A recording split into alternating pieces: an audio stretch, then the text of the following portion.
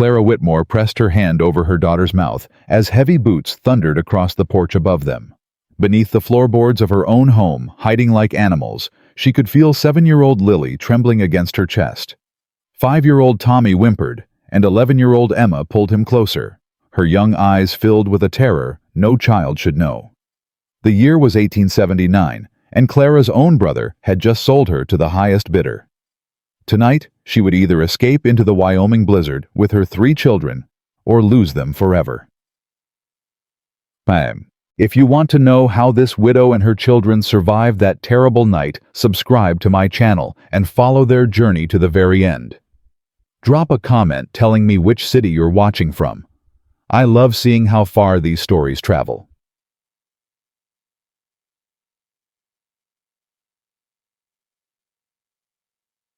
The cellar door creaked.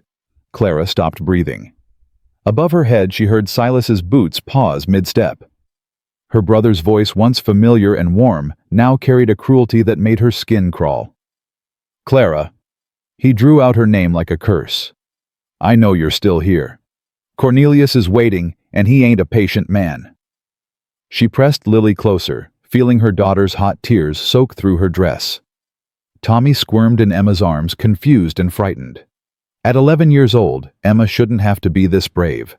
But she held her brother with steady hands and kept her eyes fixed on her mother, waiting for a signal. The boots moved again, away from the cellar door. "Check the barn," Silas ordered someone. "Virgil, take the root cellar. She's got those brats with her, she can't have gone far." Clara's heart seized. The root cellar. That's exactly where they were hiding. She had maybe 2 minutes before Virgil found them. 2 minutes to decide whether to surrender or run into a blizzard that had already claimed 3 lives this winter. She looked at her children's faces in the darkness. Emma trying so hard to be strong. Lily shaking like a leaf. Tommy sucking his thumb the way he did when he was scared. William, she thought, addressing her dead husband in her mind. "I'm so sorry. I tried to keep them safe. But William was 2 years in the ground, and sorry wouldn't save her babies." "Emma," Clara whispered, her voice barely a breath. "The back passage. The one your father dug." Emma's eyes widened. She remembered. William had carved out an escape tunnel years ago, back when tensions with the Sioux were still high. It emerged 50 yards from the house behind the old oak. "It's blocked," Emma whispered back. "The snow. We dig." Clara shifted Lily to her hip and grabbed Tommy's hand. Emma moved first, her small body navigating the cramped space with the ease of a child who'd played hide-and-seek in these cellars all her life. Behind them, the cellar door groaned. "Mrs. Whitmore." Virgil's voice echoed down. "Boss says you better come out now. Things'll go easier if you cooperate." Clara didn't answer. She pushed the children forward, her own body, scraping against rough-hewn wood as they squeezed into the narrow tunnel William had built. The darkness was absolute. Lily whimpered, and Clara pressed a kiss to her hair. "Hush now, baby. Mama's got you." "I'm scared," Lily breathed. "I know. But we're gonna be brave together, ain't we?" A small nod against her shoulder. They crawled. Clara's knees screamed against the frozen dirt, and twice she had to stop when Tommy started crying. But Emma kept moving ahead, and Clara kept pushing forward, and finally, they hit the wall of snow that blocked the tunnel's exit. "Dig," Clara ordered. 4 pairs of hands clawed at the packed snow. It was ice cold, burning their fingers, but they dug anyway. Behind them, distant shouts echoed through the tunnel. "They found the passage," Emma gasped. "Faster!" Clara's fingers broke through. Cold air rushed in, carrying snowflakes that stung her face. She widened the hole, then pushed Emma through first. "Run to the tree line. Don't stop. Don't look back." Emma hesitated. "Mama, go." Emma grabbed Tommy and ran. Clara shoved Lily through the hole, then squeezed her own body out, scraping skin and tearing her dress. The blizzard hit her like a wall wind, so fierce it nearly knocked her down, snow so thick she could barely see her children's shapes just yards ahead. She ran. Behind her, a man's voice bellowed from the tunnel. She's out! They're heading for the trees! Clara didn't look back. She scooped Lily into her arms and ran harder, her bare feet. She'd lost her shoes somewhere in the cellar, burning against the snow. Emma was ahead, dragging Tommy, her breath coming in white gasps. The tree line was close. So close. A gunshot cracked through the storm. Clara stumbled, but kept running. The bullet had gone wide, lost in the blizzard, but it wouldn't be the last. "Mama!" Tommy screamed. "Keep running, baby!" They hit the trees. The forest swallowed them, the thick pines breaking the wind's fury. Clara pulled her children behind a massive trunk, pressing them all together, trying to quiet their ragged breathing. Voices carried through the storm.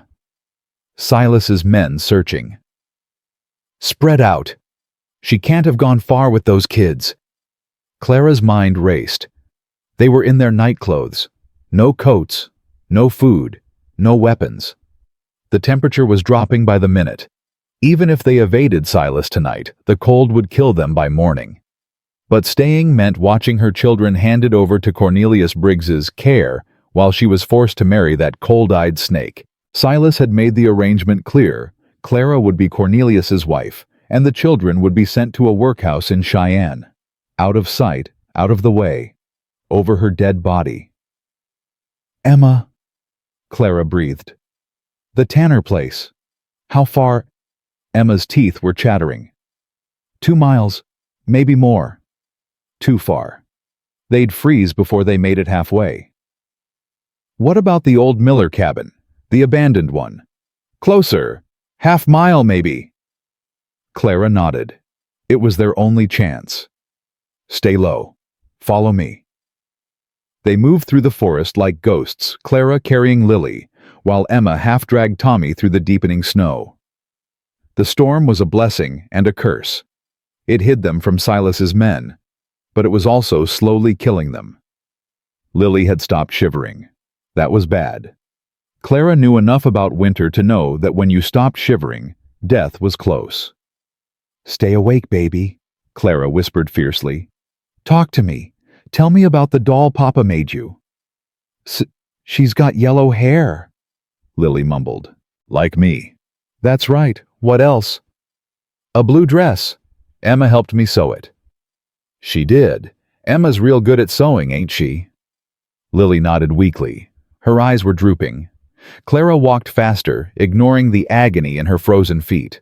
The Miller cabin had to be close. It had to be. "Mama?" Emma's voice was barely audible. "I see it." Through the swirling snow, a dark shape emerged. The cabin was half collapsed, its roof sagging under years of snow. But it had walls. It had shelter. Clara pushed through the door, which hung crookedly on its hinges. Inside was dark and cold, but out of the wind. She set Lily down and immediately started searching for anything they could use. An old blanket, moth-eaten but intact. Some rags. The remains of a fire pit with a few pieces of kindling nearby. Emma helped me get the little ones wrapped up. They huddled together beneath the blanket, 4 bodies pressed close for warmth. Clara rubbed Lily's arms and legs, trying to restore circulation. Tommy had fallen asleep against Emma's shoulder, his small body exhausted. "Mama," Emma whispered. "What's going to happen to us?" Clara pulled her eldest close. "I don't know, baby, but I ain't letting anyone take you from me, not ever." "Uncle Silas said, your uncle ain't your family anymore." Clara's voice hardened. "Family don't sell family. Family don't threaten children. Whatever he was before, he ain't that now." Emma was quiet for a moment. "I miss Papa." Clara's throat tightened. "Me too, baby. Every single day." He would have stopped Uncle Silas. He would have tried. Clara stroked Emma's hair. "But Papa's gone, and now it's just us. We gotta be strong for each other. Can you do that?" Emma nodded, her young face set with determination that broke Clara's heart. They sat in silence, listening to the storm rage outside.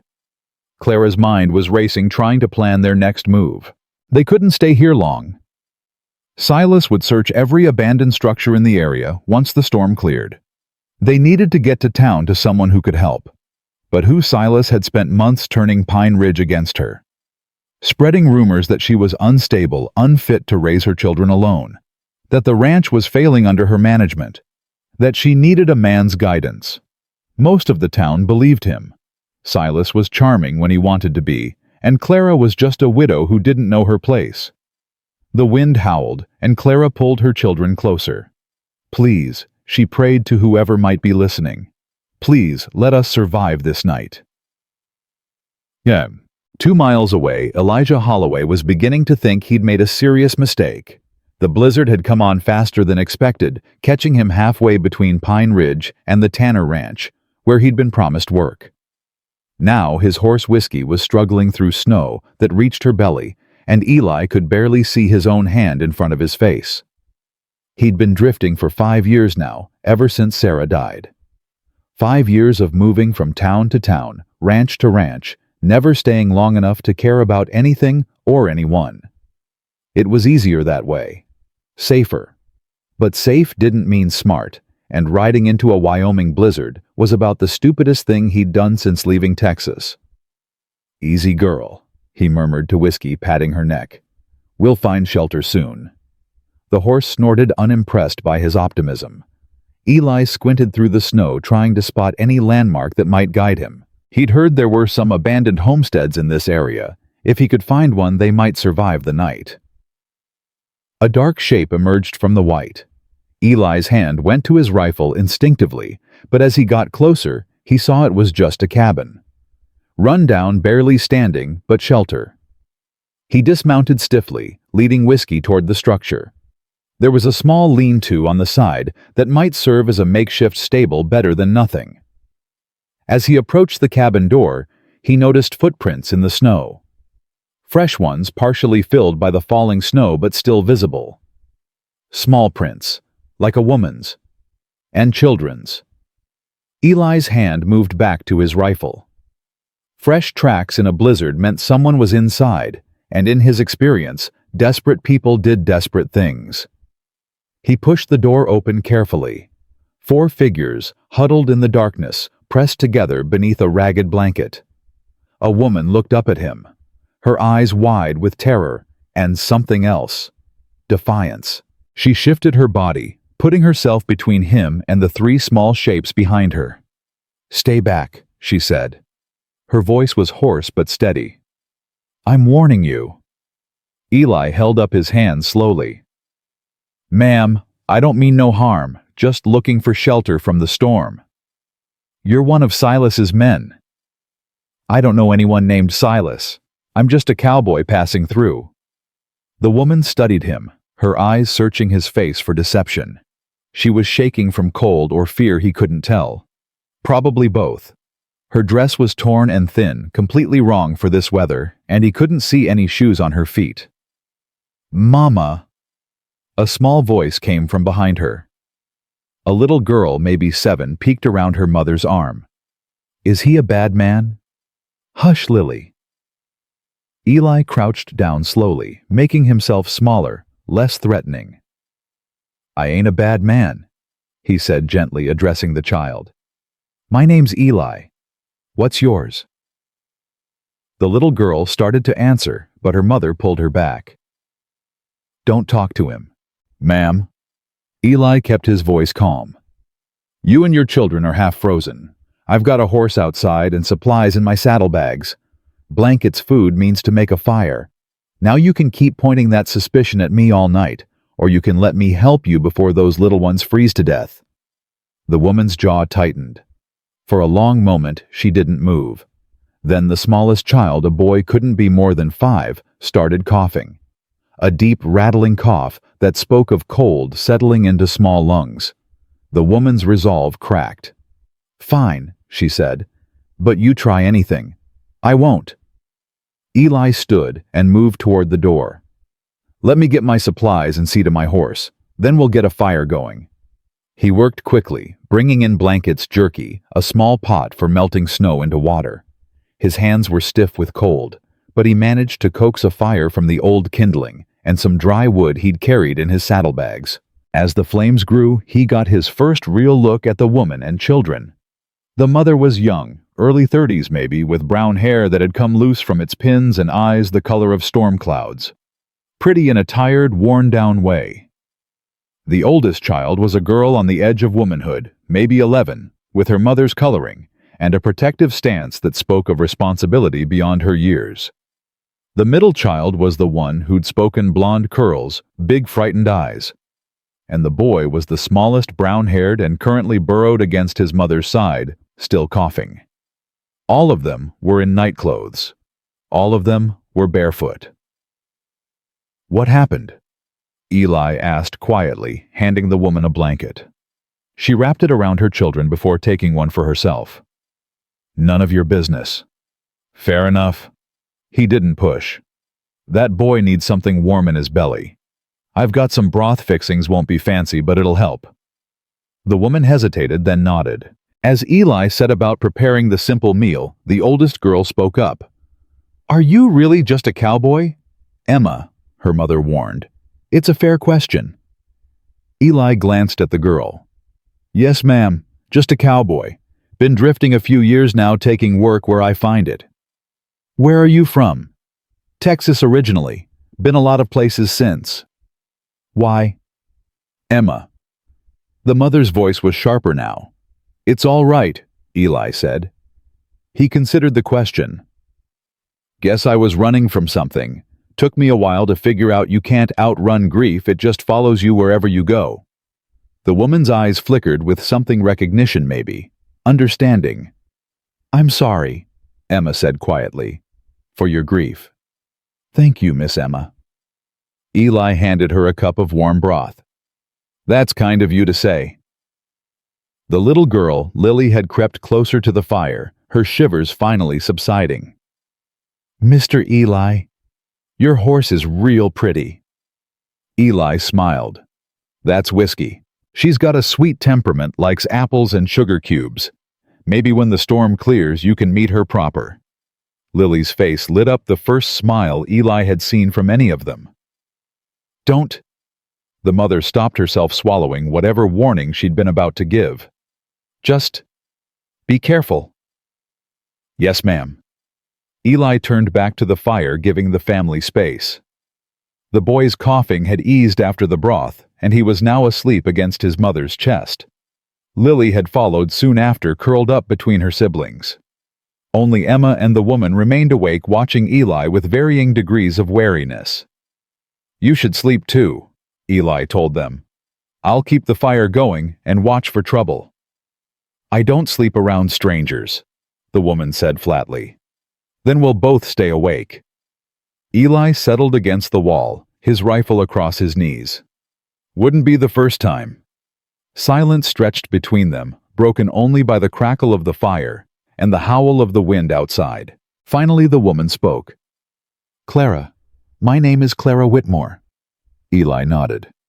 "Pleasure to meet you, Mrs. Whitmore, though I wish it were under better circumstances. It's Miss Whitmore now. My husband passed 2 years ago. I'm sorry for your loss." Clara's eyes went to her sleeping children. "He was a good man. A good father." Her voice caught. "He didn't deserve what happened to him." Eli waited, sensing there was more. "Winter storm like this one. He was bringing supplies back from town when the blizzard hit. Horse threw him." Clara's hands tightened on the blanket. "They found him the next morning, frozen half a mile from home. If the storm had held off just 1 more hour—" "The ifs'll eat you alive," Eli said quietly. "I know." Clara looked at him, then really looked. "Your grief, was it a wife?" "Fiancée, Sarah." The name still hurt to say. "Scarlet fever took her. I was working a cattle drive 200 miles away. By the time word reached me, she'd been in the ground a week." "You couldn't have known." "No, but I should have been there." Eli stared into the fire. "Should have married her sooner, worked closer to home, something. Anything. But you didn't." "No, ma'am, I didn't." He met her eyes. "And I've spent 5 years running from that truth." Clara was quiet for a long moment. When she spoke, her voice was softer. My brother wants to sell me, like cattle, like property. He made a deal with a man named Cornelius Briggs, my ranch, for my hand in marriage. And my children. Her voice broke. They were going to send my children to a workhouse. Eli's grip tightened on his rifle. Your own brother? He wasn't always like this. After William died, something changed in him. He saw the ranch, saw me struggling, and decided I was better off under a man's control. Bitterness crept into her voice. He spent months convincing the town I'm unfit, unstable, that I need to be saved from myself. And this Briggs fellow, wealthy rancher from the next county, 58 years old already, buried 2 wives. Clara's jaw tightened.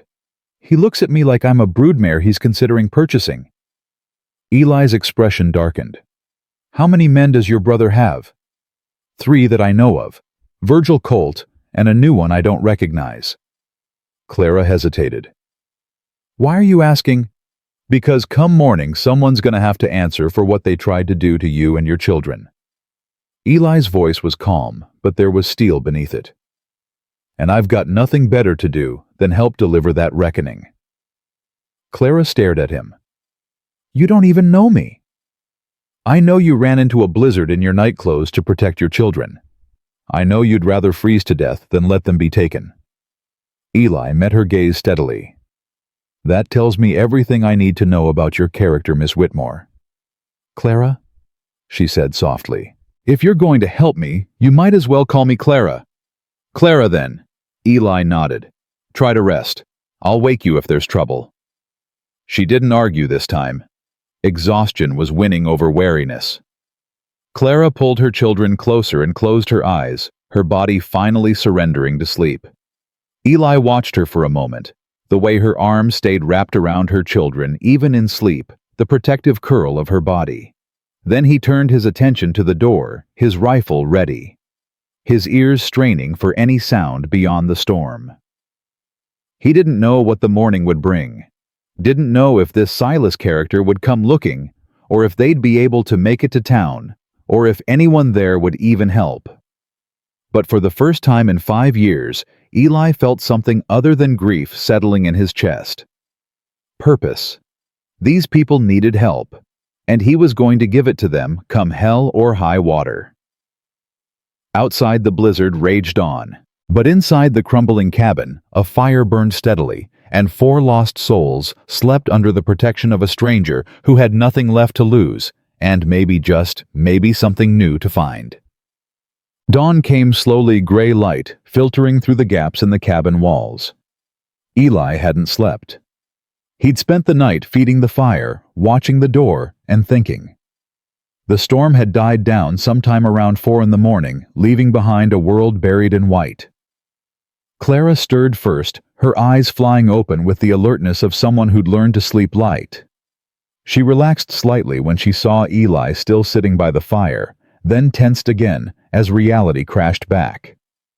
The storm's passed, Eli said quietly. We should move soon before your brother starts searching. Clara nodded gently, waking her children.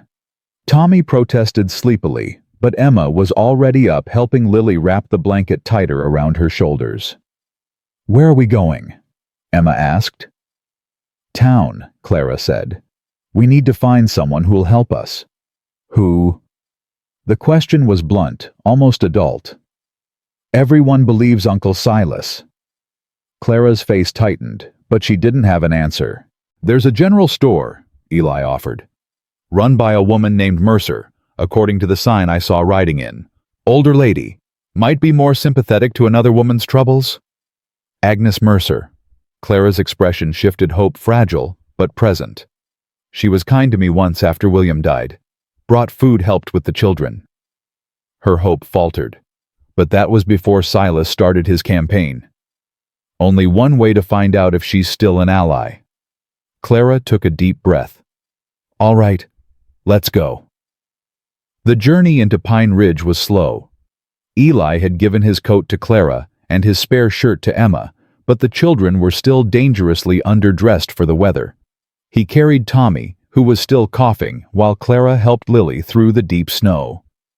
Emma trudged ahead, her young face set with determination.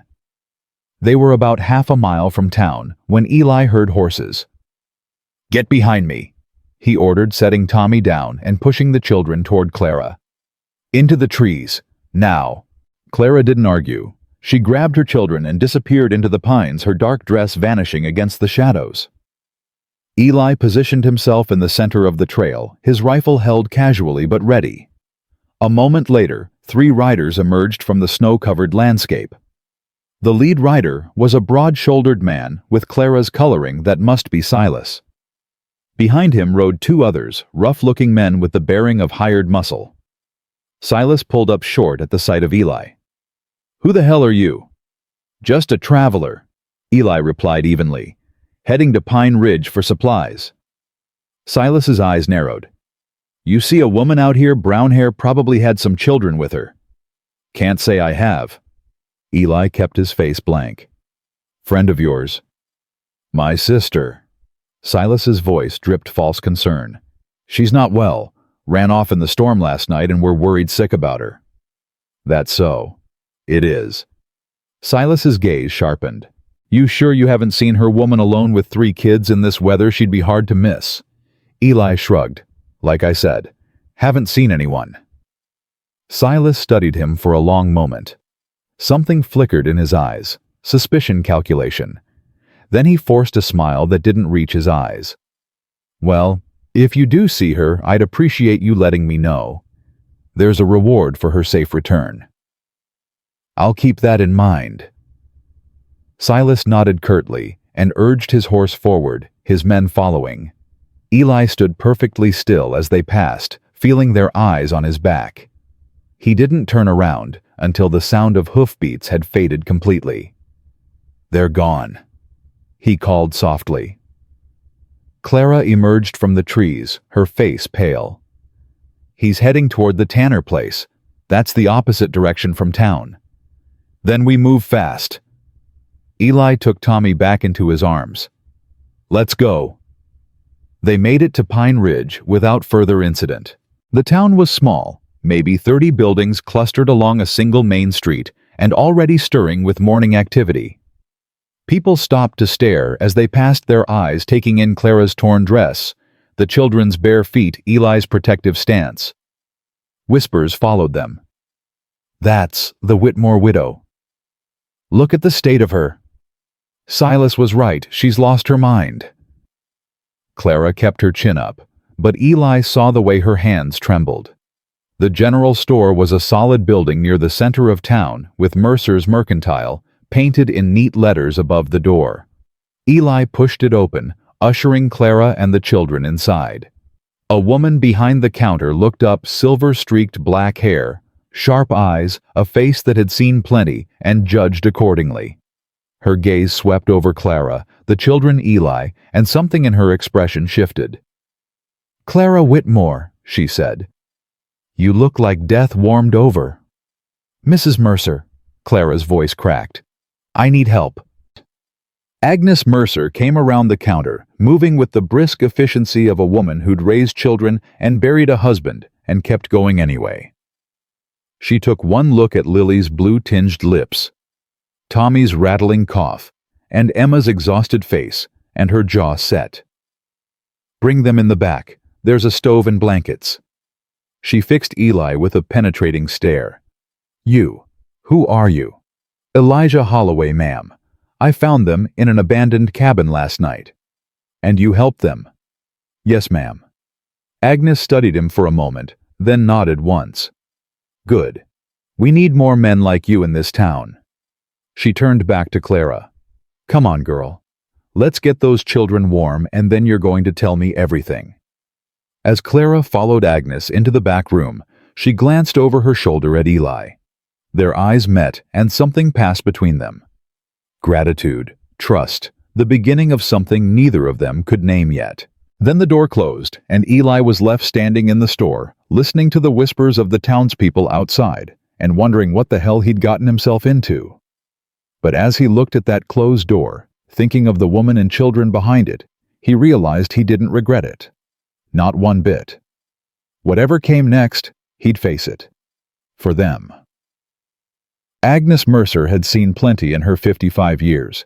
She'd buried a husband, raised 4 children alone, and built a business in a territory that didn't always welcome strong women.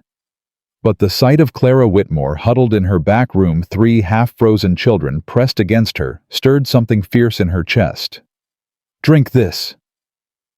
Agnes pressed a cup of hot tea into Clara's trembling hands.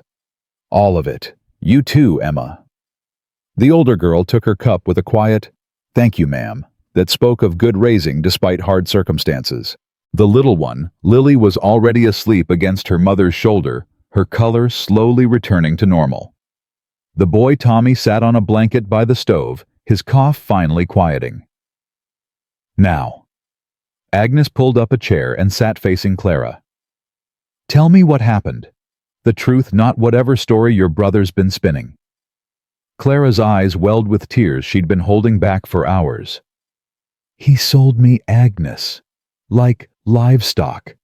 Made a deal with Cornelius Briggs, my ranch, for my hand. And my children." Her voice broke. "He was going to send them to a workhouse in Cheyenne." Agnes's face hardened. "I knew Silas had changed since William passed, but this... He's been telling everyone I'm unfit. That I can't manage the ranch, that I'm unstable." Clara gripped her cup tighter. "Half the town won't even look at me anymore. Half the town are fools who'd believe anything a man tells them over what their own eyes can see." Agnes leaned forward. "I remember William's funeral, Clara. I remember how you stood there with 3 babies and promised them you'd keep their home safe. I remember you working dawn to dusk to honor that promise." She reached out and covered Clara's hand with her own. "You ain't unstable. You're inconvenient. There's a difference." A sob escaped Clara's throat. "What am I supposed to do? I've got nothing. No money, no clothes, no proof of what Silas tried to do." "You've got witnesses." Agnes nodded toward the front of the store. "That cowboy who brought you in, he saw what state you were in. He can testify." "A stranger's word against my brother's, in a town that already thinks I'm crazy." "One voice at a time, Clara. That's how you fight this." Agnes stood, her jaw set with determination. "First things first. We get you and those children warm and fed. Then we figure out our next move." Out in the store, Eli stood by the window watching the street. The whispers had turned to open stares, townsfolk gathering in small clusters to discuss the morning's excitement. He could guess what they were saying. The Whitmore widow had finally cracked, run off in the night like a madwoman, and now some drifter had dragged her into town looking like a ghost. The door opened, and a man stepped in. Tall, well-dressed, with the bearing of someone used to being obeyed. His eyes swept over Eli with barely concealed contempt. "You the one who brought in the Whitmore woman?" Eli turned slowly, sizing up the newcomer. "That's right. I'm Reverend Samuel Crane. I run the church here." The Reverend's expression was unreadable. "I'd like to speak with Mrs. Whitmore." "She's in the back with her children. They've been through an ordeal." "So I've heard." Crane moved toward the back room. "Silas Whitmore is a respected member of this community. His concern for his sister's well-being is... His concern nearly got 4 people killed last night." Eli's voice was quiet but hard. "Whatever story he's been telling, I'd encourage you to hear hers before making judgments." The Reverend paused, studying Eli with new interest. "You seem very invested in a stranger's troubles, Mr. Holloway." "And I'm invested in the truth. Thought that was your business too, Reverend." Something flickered in Crane's eyes. Respect, maybe, or at least reconsideration. He nodded once and continued toward the back room. Agnes met him at the door, her arms crossed. "Samuel." "Agnes, I'd like to see Clara." "I'm sure you would. Question is, whose side are you on?" The Reverend's expression softened slightly. "I'm on the side of what's right. You know that." Agnes held his gaze for a long moment, then stepped aside. 10 minutes. And if you upset those children, I'll throw you out myself." Clara looked up as Crane entered her body, immediately tensing. She pulled Lily closer, a protective gesture that had become instinct. "Mrs. Whitmore." Crane settled into the chair Agnes had vacated.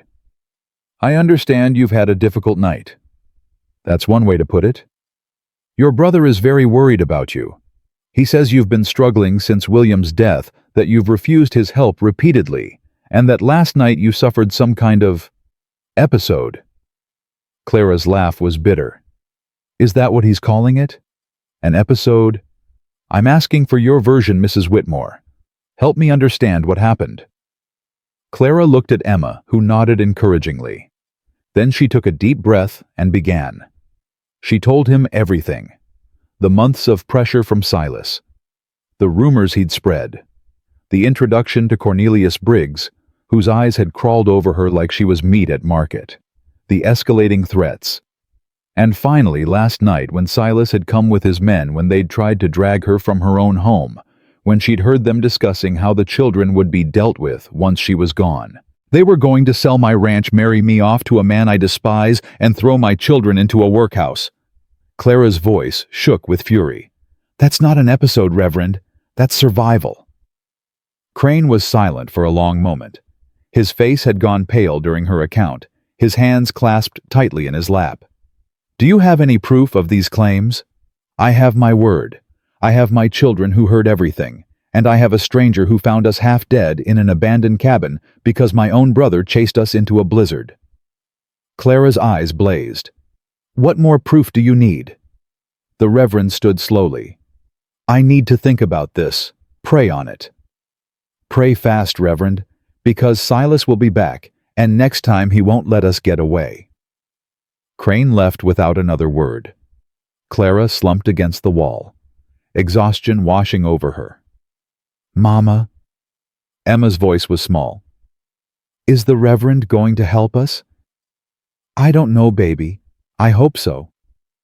"What if he doesn't?" Clara pulled her daughter close. "Then we keep fighting. That's what Whitmores do." Out front, Eli watched the Reverend leave. Crane walked slowly, his head bowed clearly, wrestling with something. That was either a good sign or a very bad one. Agnes emerged from the back room, her face grim. She told him everything. Now we wait and see whose word he believes. And if he sides with the brother, then we find another way. Agnes moved behind her counter, straightening items with practiced hands. "You planning to stick around, Mr. Holloway?" Eli considered the question.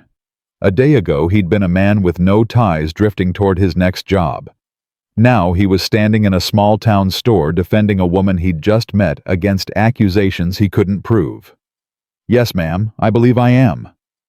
Agnes nodded, something like approval in her eyes. "Good. We're gonna need all the help we can get." The morning passed slowly. Agnes found spare clothes for Clara and the children. Nothing fancy but warm and serviceable. Doc Morrison stopped by to check on Tommy's cough, pronouncing it a simple cold that would clear up with rest and warmth. A few townspeople came and went, their curiosity barely concealed, but no one asked direct questions. Around noon, the door banged open. Silas Whitmore strode in like he owned the place, Virgil and Colt flanking him. His eyes swept the store until they landed on Eli, and his expression darkened. "You." Silas's voice was low and dangerous. "You told me you hadn't seen my sister." Eli straightened from where he'd been leaning against the counter. "I lied. You had no right to interfere in family business. Your family business nearly killed 4 people last night. I'd say that makes it everyone's business." Silas took a step forward, his hand moving toward his hip. "Where is she?" "Safe, which is more than she was with you." Agnes stepped between them, her small frame somehow filling the space. "Silas Whitmore, you will not bring violence into my store. Whatever quarrel you have, you'll settle it elsewhere." "This doesn't concern you, Mrs. Mercer." "Everything that happens in this town concerns me, especially when it involves a woman and children being hunted like animals in the dead of winter." Agnes's voice could have frozen fire. "Now you'll leave my establishment or I'll have the sheriff remove you." Sheriff Hayes is an old friend of mine. Sheriff Hayes also owes me 3 months of store credit. I'd wager he'll listen to whoever's more persuasive. Agnes didn't blink. Your choice, Silas. The silence stretched like a bowstring. Eli's hand hovered near his holster, ready to move if Silas made a play. Virgil and Colt shifted uneasily behind their boss, clearly not expecting this level of resistance. Finally, Silas smiled, a cold, calculating expression that didn't reach his eyes. Fine, we'll do this the proper way. He fixed Eli with a look of pure venom. But you stranger, you've made a powerful enemy today. I hope the Whitmore widow is worth what's coming to you. He turned and walked out, his men following. The door slammed behind them. Agnes let out a breath she'd been holding. Well, that could have gone worse. He'll be back, Eli said quietly. I know, but not today, and that buys us time. She glanced toward the back room.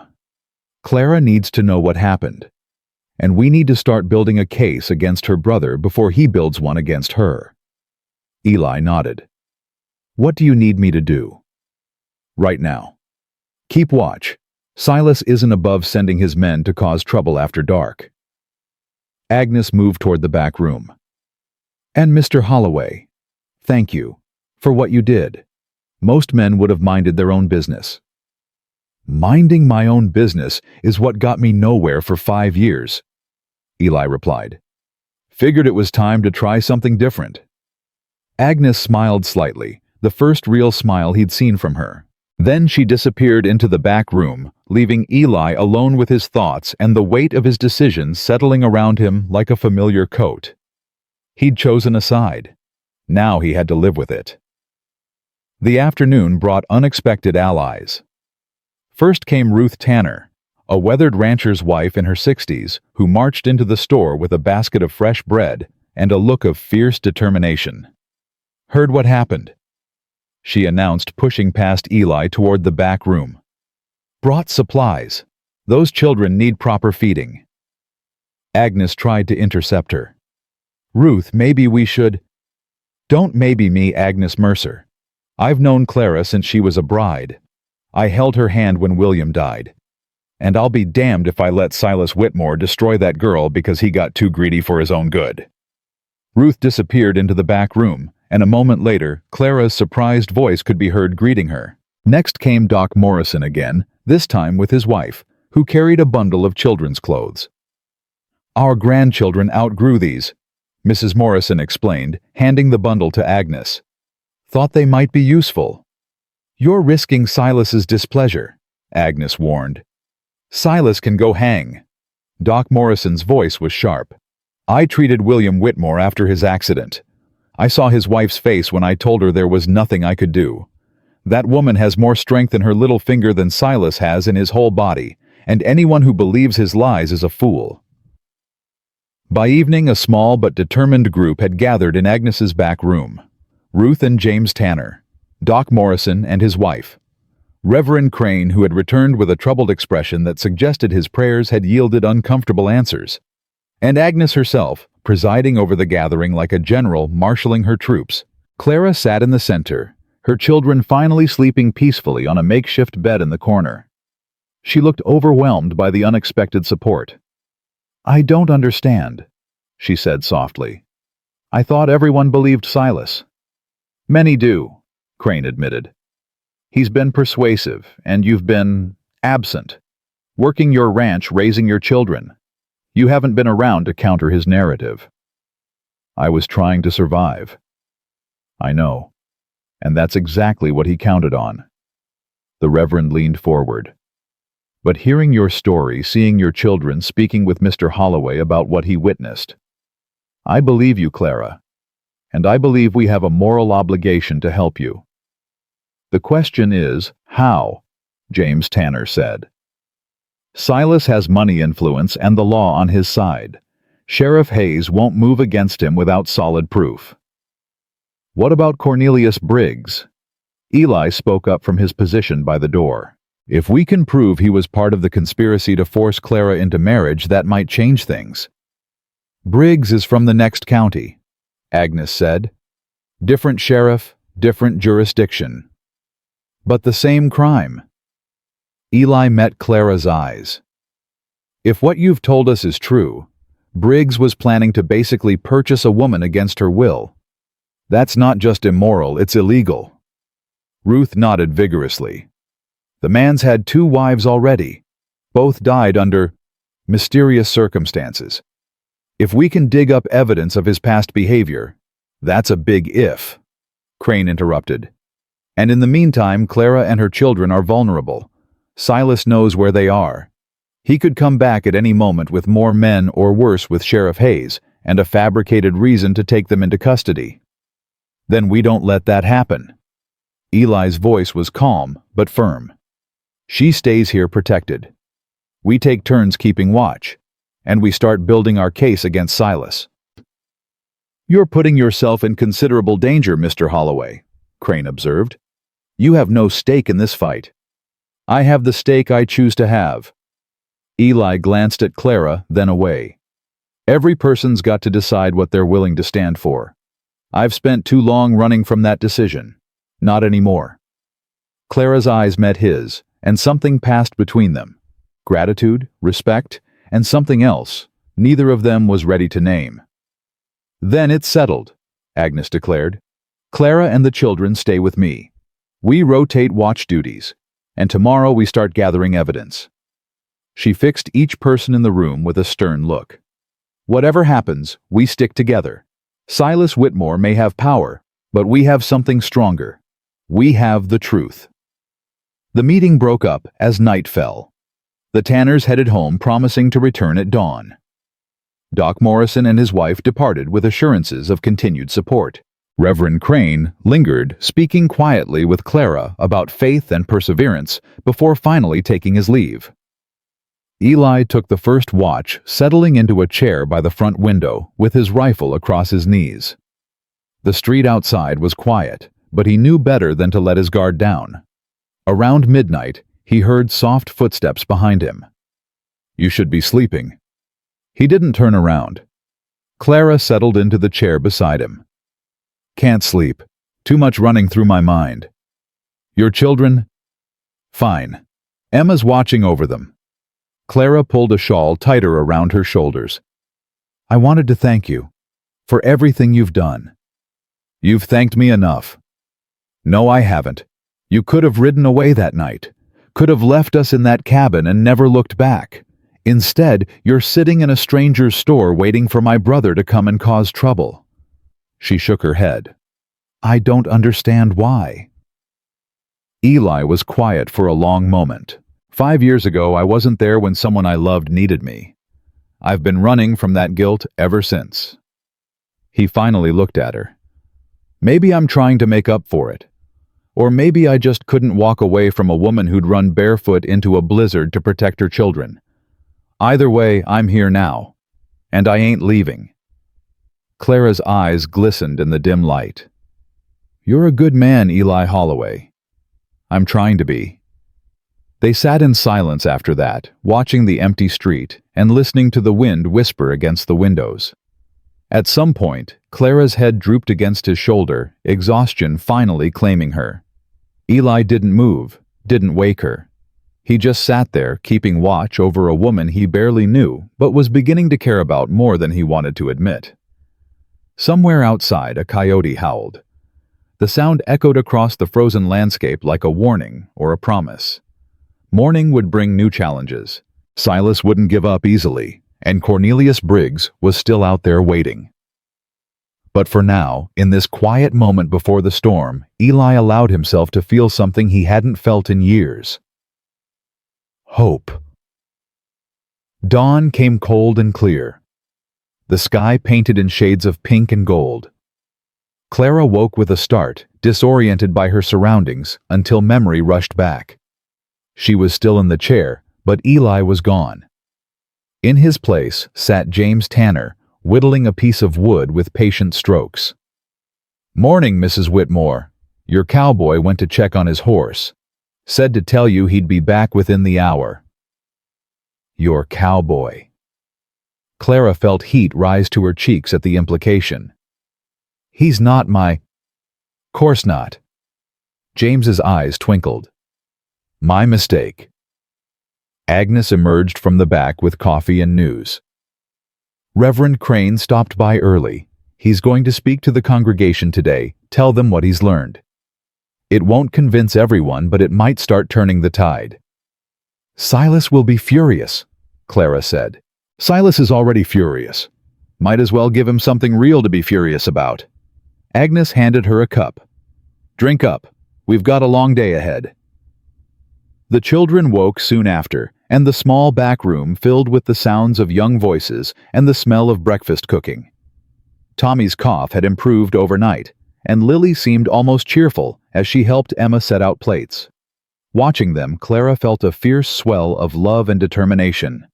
She would not let Silas destroy this.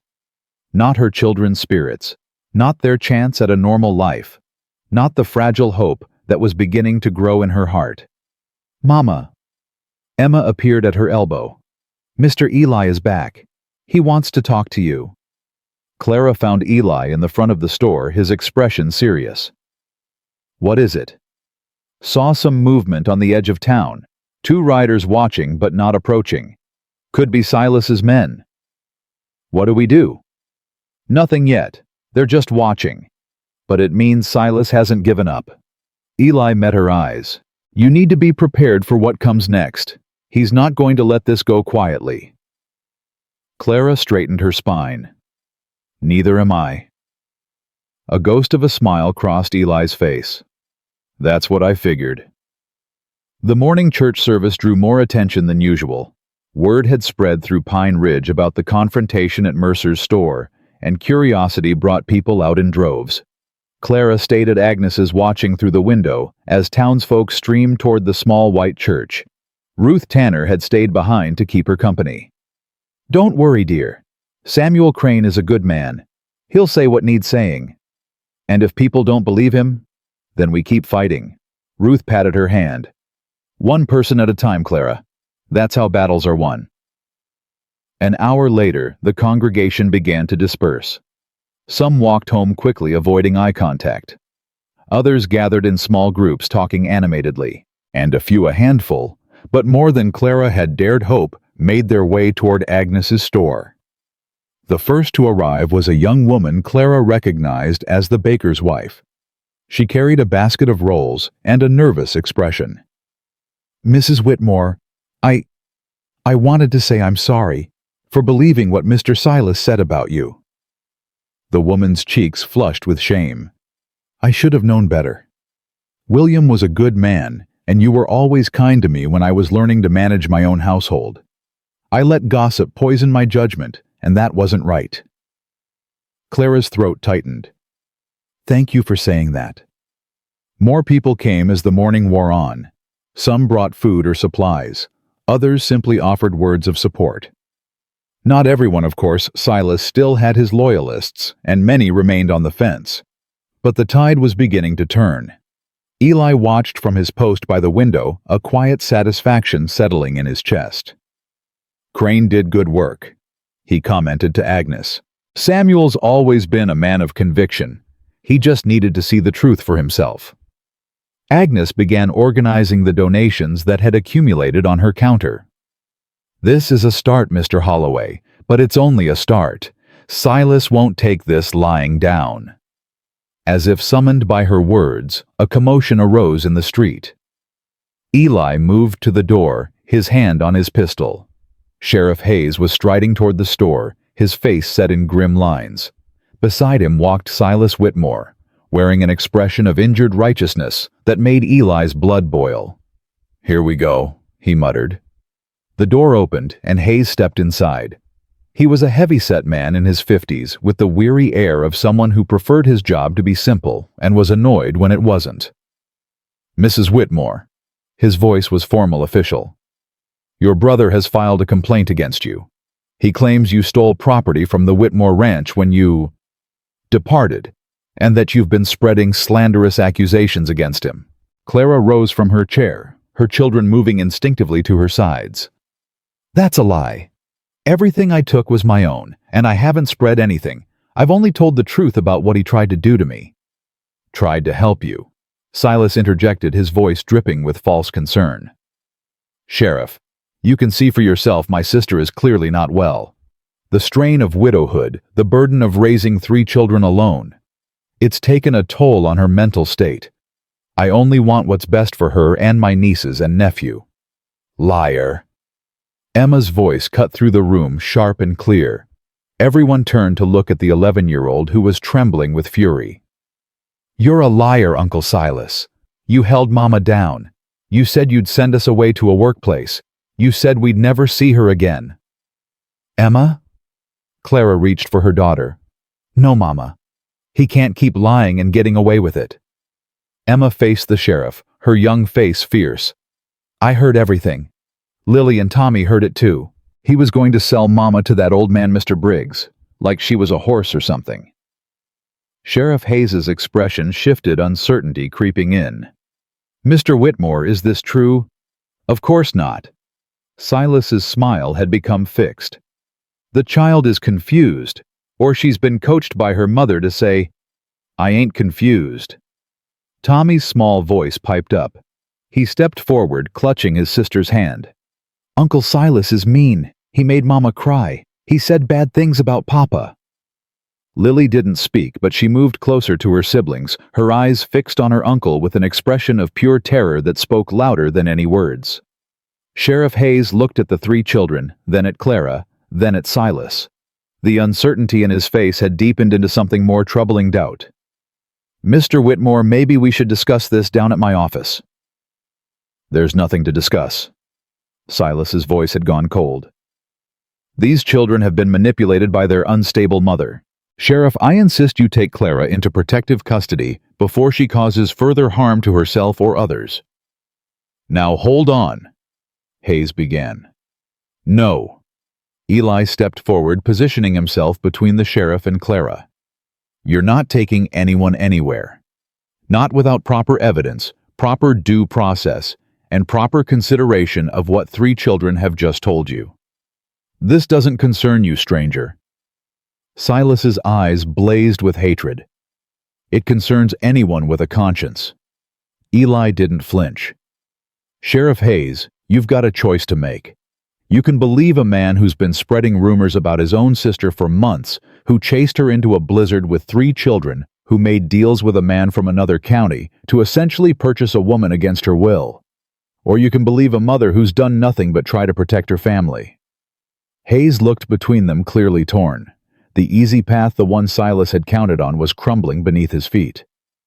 I need to think about this," he said finally. "Silas, I can't take Mrs. Whitmore into custody based on these allegations, not with witnesses claiming otherwise." "Witnesses?" Silas's voice rose. "You mean children who don't know any better, and a drifter nobody's ever seen before? That's not evidence, Hayes. That's hearsay." "It's enough to warrant further investigation." Hayes's tone firmed. "I'll be looking into both sides of this story, Mr. Whitmore. I suggest you cooperate." For a long moment, Silas said nothing. His face had gone red with suppressed fury, his hands clenching and unclenching at his sides. Then, with visible effort, he forced his expression into something approaching calm. "Of course, Sheriff. I want nothing more than the truth to come out." He looked at Clara, and his eyes were cold as winter. "I hope you know what you're doing, sister. The truth has a way of cutting both ways." He turned and walked out. The door slammed behind him. Hayes let out a breath. "Mrs. Whitmore, I'm not saying I believe everything you've claimed, but I'm not saying I disbelieve it either. You'll stay in town where I can find you if I have more questions. And Mr. Holloway," he fixed Eli with a stern look, "don't make me regret not running you out of town." "Wouldn't dream of it, Sheriff." Hayes nodded once and left. In the silence that followed, Clara sagged against the counter, her strength finally giving out. Eli caught her elbow, steadying her. "Easy. You're all right." "The children." Clara looked at them, tears streaming down her face. "They were so brave. They shouldn't have had to. They did what needed doing." Eli's voice was gentle, just like their mother. Emma reached for Clara's hand. We weren't going to let Uncle Silas lie about you, Mama.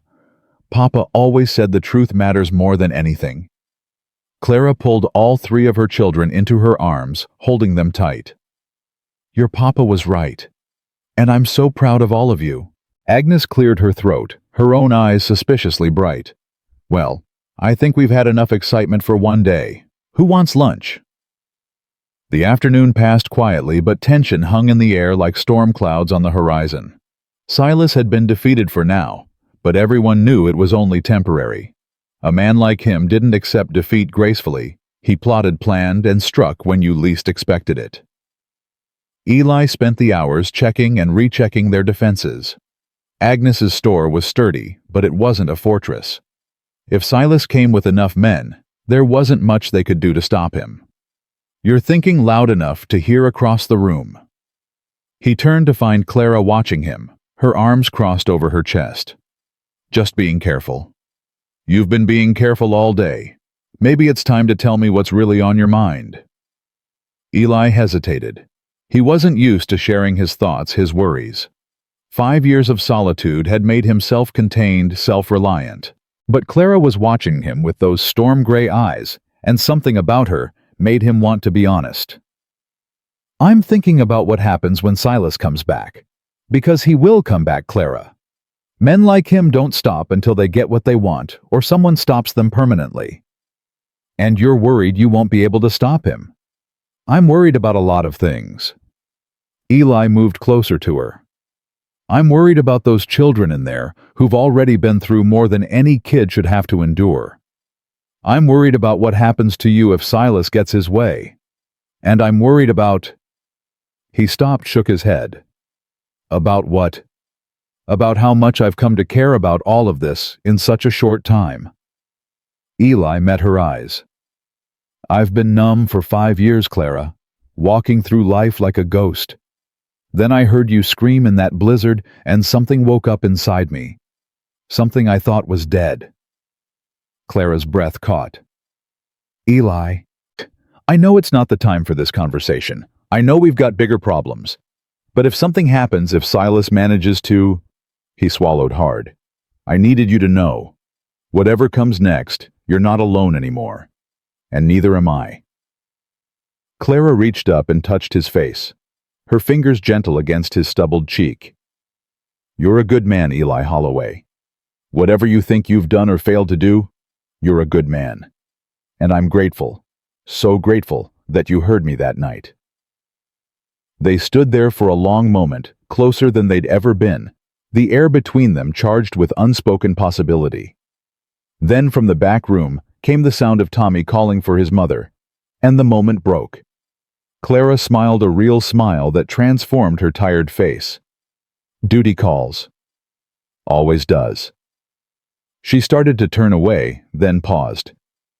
Eli, whatever happens next, we face it together. All of us. Together, he agreed. She disappeared into the back room, and Eli returned to his post by the window. But something had shifted inside him. Something that felt like the first crack of dawn after a long, dark night. Whatever was coming, they'd face it. Together. 3 days passed without incident, and that worried Eli more than any direct attack would have. Silas was planning something. A man didn't suffer public humiliation like he had in Agnes's store and simply walk away. He was regrouping, scheming, waiting for the right moment to strike. Eli voiced his concerns to James Tanner over coffee on the morning of the 4th day. He's too quiet, Eli said, staring out at the snow-covered street. Man like that should be making noise threatening posturing. Instead, nothing. James nodded slowly. Could be he's given up. You believe that? Not for a second. The older rancher set down his cup. Silas Whitmore's been planning and scheming since he was old enough to walk. He wanted that ranch from the day William married Clara. Only thing that stopped him was William himself. James paused. Now William's gone, and Silas sees his chance slipping away. That makes him dangerous as a cornered rattlesnake. Any word on Cornelius Briggs? Ruth's been asking around. He's still in the next county, but apparently he's been making inquiries about Clara. Legal inquiries. James's expression darkened. Seems he's looking into whether there's any way to force the marriage through even without Silas's cooperation. Eli's jaw tightened. What kind of legal grounds could he possibly have? None that would hold up in an honest court. But courts ain't always honest, and judges can be bought. James stood reaching for his hat. I'm heading out to check on some things. You keep your eyes open, Holloway. Whatever Silas is planning, it's gonna happen soon. After James left, Eli found Clara in the back room, teaching Emma how to mend a torn dress, while Lily and Tommy played quietly nearby. The domestic scene struck him with unexpected force, a glimpse of the life he'd thought he'd lost forever when Sarah died. Clara looked up as he entered, her face warming with a smile that made his chest ache. Everything all right? Just thinking. He settled into a chair, watching Tommy push a carved wooden horse across the floor. Where'd he get that? Mr. Tanner made it for him yesterday. Tommy hasn't let it go since. Clara's voice softened. It's the first toy he's had since we left home. He lost his favorite bear in the snow that night. We'll get him another bear. Will we? Clara's needle paused. Sometimes I wonder if we'll ever have normal things again. Toys and birthday cakes and Sunday dinners. She shook her head. I'm sorry. I shouldn't complain. We're alive. We're together. That's what matters. Eli leaned forward. You're allowed to want more than just survival, Clara. You're allowed to want a life. A life. She tested the word like it was foreign. I'm not sure I remember what that looks like anymore.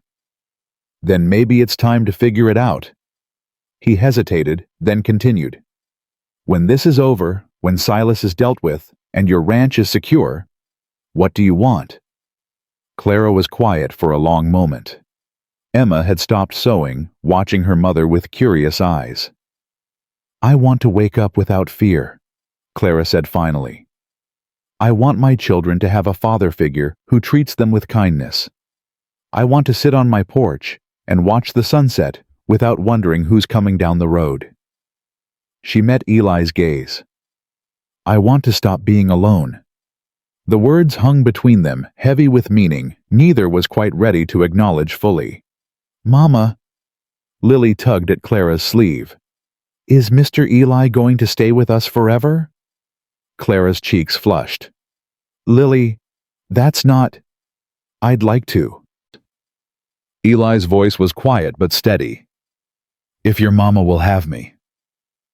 Emma's eyes went wide. Tommy looked up from his wooden horse, confused but interested. Lily bounced on her toes, a grin spreading across her face. Clara stared at Eli, her expression unreadable. You can't just... We barely know each other. It's been less than a week. I know. Eli didn't look away. But I also know that I've felt more alive in these few days than I have in 5 years. I know that when I look at you and these children, I see something worth fighting for, worth staying for. He took a breath. I'm not asking for anything right now, Clara. I'm just telling you where I stand. Whatever happens next, I'm not going anywhere. The silence stretched. Then Clara smiled, and it was like watching dawn break over mountains. We'll see, Eli Holloway. We'll see.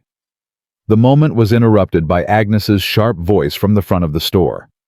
Clara, Eli, get out here, now. They rushed to the front where Agnes stood at the window, her face pale. What is it? Clara demanded. Agnes pointed. Look. Through the frost-touched glass, they could see a group of riders entering town from the east. 5 men led by a figure in a dark coat. Cornelius Briggs had come to Pine Ridge. Eli's hand went to his pistol. Get the children to the back. Don't come out no matter what you hear. Clara grabbed his arm. Eli, you can't face 5 men alone. I won't be alone. He nodded toward the street where James Tanner was already emerging from the livery rifle in hand. Doc Morrison stepped out of his office, shotgun resting casually against his shoulder. Even Reverend Crane appeared on the church steps, his expression grim. The town's watching, Agnes said. Briggs may have come with men, but he's not in his own territory anymore. The riders stopped in front of the store. Briggs dismounted slowly, his movements deliberate, his cold eyes fixed on the building. He was older than Eli had expected, with silver hair and a face that might have been handsome once, but had hardened into something predatory. "Mrs. Whitmore." His voice carried clearly through the morning air. "I believe we have business to discuss." Eli stepped onto the porch, blocking the doorway. "The lady doesn't want to discuss anything with you." Briggs studied him with reptilian calm. "And you are—" "The man who's going to make sure you leave this town the same way you came in, without what you're looking for." Brave words. Briggs smiled, and there was no warmth in it.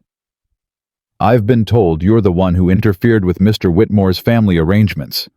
A drifter with no stake in this matter, inserting himself where he doesn't belong." "I've got all the stake I need." "Do you?"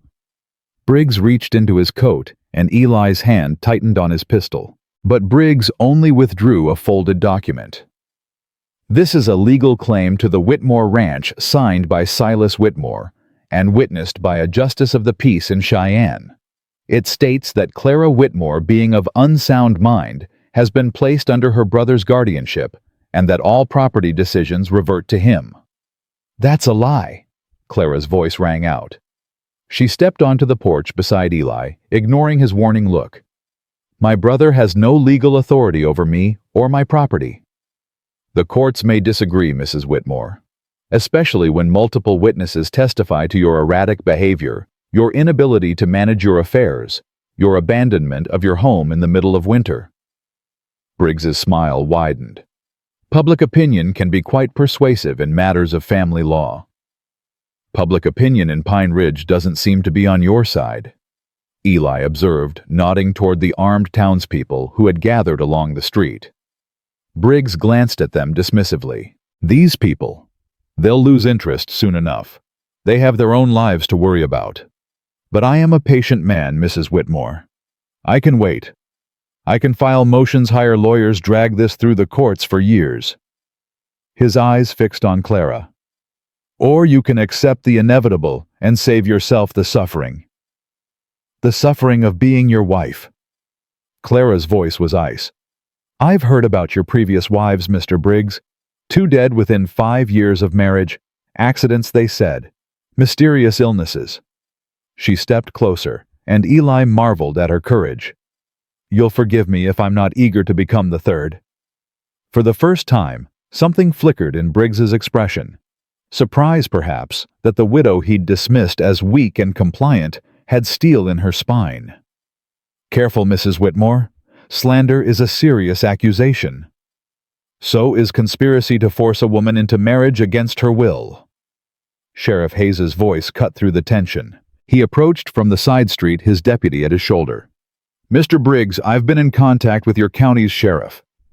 Seems there are some questions about the circumstances of your wives' deaths that were never properly answered." Briggs's composure finally cracked.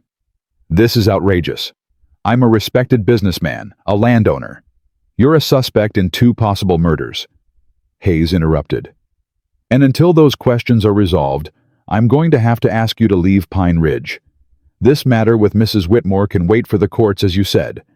In the meantime, your presence here is only causing trouble. You can't—" "I can." Hayes's hand rested on his pistol. "This is my town, Mr. Briggs, and I'm asking you to leave. Politely for now." The moment stretched. Briggs's men shifted uneasily, outnumbered and outgunned by the armed townspeople who had gathered. Whatever protection they'd expected to provide was useless against an entire community standing together. Finally, Briggs stepped back. His face had gone rigid with fury, but his voice was controlled when he spoke. "This isn't over, Mrs. Whitmore. Not by a long shot." He swung onto his horse and fixed Eli with a venomous stare. "And you, drifter, you've made a powerful enemy today. I don't forget, and I don't forgive." He wheeled his horse and rode out of town, his men following. They watched until the riders disappeared over the rise, leaving nothing but hoofprints in the snow. Clara let out a breath she hadn't known she was holding. Her legs trembled, and she gripped the porch railing for support. Easy. Eli's arm came around her steady and warm. You were incredible. I was terrified. That's what makes it incredible. He turned to Sheriff Hayes. Thank you. Hayes nodded curtly. Don't thank me yet. That document Briggs was waving around, I don't know if it's legitimate or not. We need to find out what Silas has been doing behind the scenes. Where is Silas? Clara asked suddenly. He wasn't with Briggs. The question hung in the air like a warning. If Silas hadn't accompanied Briggs to town, where was he? What was he doing while everyone's attention was focused on the confrontation here? The answer came less than an hour later. Tommy came running from the back room, his face streaked with tears. Mama, Emma's gone. Clara's blood turned to ice. What do you mean gone? Where's your sister? Lily appeared behind Tommy, clutching her doll. A man came to the back door. He said he had a message from Uncle Silas. Emma went to talk to him and she didn't come back. Clara was running before Lily finished speaking. The back door stood open, cold air rushing in. In the snow beyond, she could see footprints, 2 sets leading away behind the buildings. Emma! Clara's scream echoed through the alley. Emma! Eli caught up to her, his rifle in hand. Clara, wait. We don't know. He took her. Silas took my daughter. Clara's voice had gone wild with terror and rage. I'll kill him. I swear to God I'll kill him with my own hands. We'll find her. Eli gripped her shoulders, forcing her to focus. But we have to be smart about this. If Silas has Emma, he's using her as leverage. He wants you to come running panicked, making mistakes. I can't just... I know. But listen to me. Eli's voice was urgent. Think like Silas. Where would he take her? Somewhere he feels safe, somewhere he has the advantage. Clara's mind raced through the possibilities. The ranch. Our ranch. It's the only place he knows better than I do. James Tanner appeared at the back door. What's happening? Silas took Emma, Eli said tersely. We're going after her. I'm coming with you. Me too. Doc Morrison pushed forward, his shotgun ready. That man's gone too far this time. Clara looked at them, these people who barely knew her, but were willing to risk their lives for her daughter. Then she looked at Eli, whose jaw was set with determination, and something fiercer, something that looked like love. Agnes. Clara called, keep Tommy and Lily safe. Don't let them out of your sight. Go! Agnes's voice was fierce. Bring that girl home. They rode hard through the snow, 4 of them, against whatever awaited at the Whitmore ranch. Clara pushed her borrowed horse faster than was safe, but nothing could make her slow down. Her daughter was in Silas's hands. Her daughter who had been so brave, who had stood up to her uncle in front of the whole town. This was revenge. Clara understood that now. Silas couldn't hurt Clara directly, so he was striking at her heart. If he harmed one hair on Emma's head, Clara would make sure he never hurt anyone again. The ranch came into view as the sun began its descent toward the mountains. The homestead looked peaceful from a distance, smoke rising from the chimney, cattle moving in the distant pasture. But Clara knew that peace was an illusion. Hold up. Eli raised his hand, bringing them to a stop behind a rise. We need to see what we're dealing with before we go charging in. My daughter is in there. I know, and we're going to get her back. But if we ride in blind, Silas could panic, could hurt her. Eli's eyes held Clara's. Trust me. Please. Every instinct screamed at her to keep riding, to tear down the door and find her child. But she forced herself to nod. What do you see? Eli studied the ranch through narrowed eyes. 2 men out front, probably Virgil and Colt. Don't see Silas, which means he's inside with Emma. He turned to James. Is there another way in? There's a root cellar entrance on the north side. Clara would know it. I do. Clara's voice steadied as planning took over from panic. William built it as an emergency escape, same as the tunnel at the cabin. It leads up into the kitchen. Can you get in without being seen? Clara nodded. If someone keeps those men occupied out front. Eli looked at James and Doc Morrison. "Think you can do that?" James grinned without humor. "We can do more than occupy them. Give us 10 minutes, then make your move. Be careful, both of you." "Same to you." James touched his hat brim and rode off, Morrison following.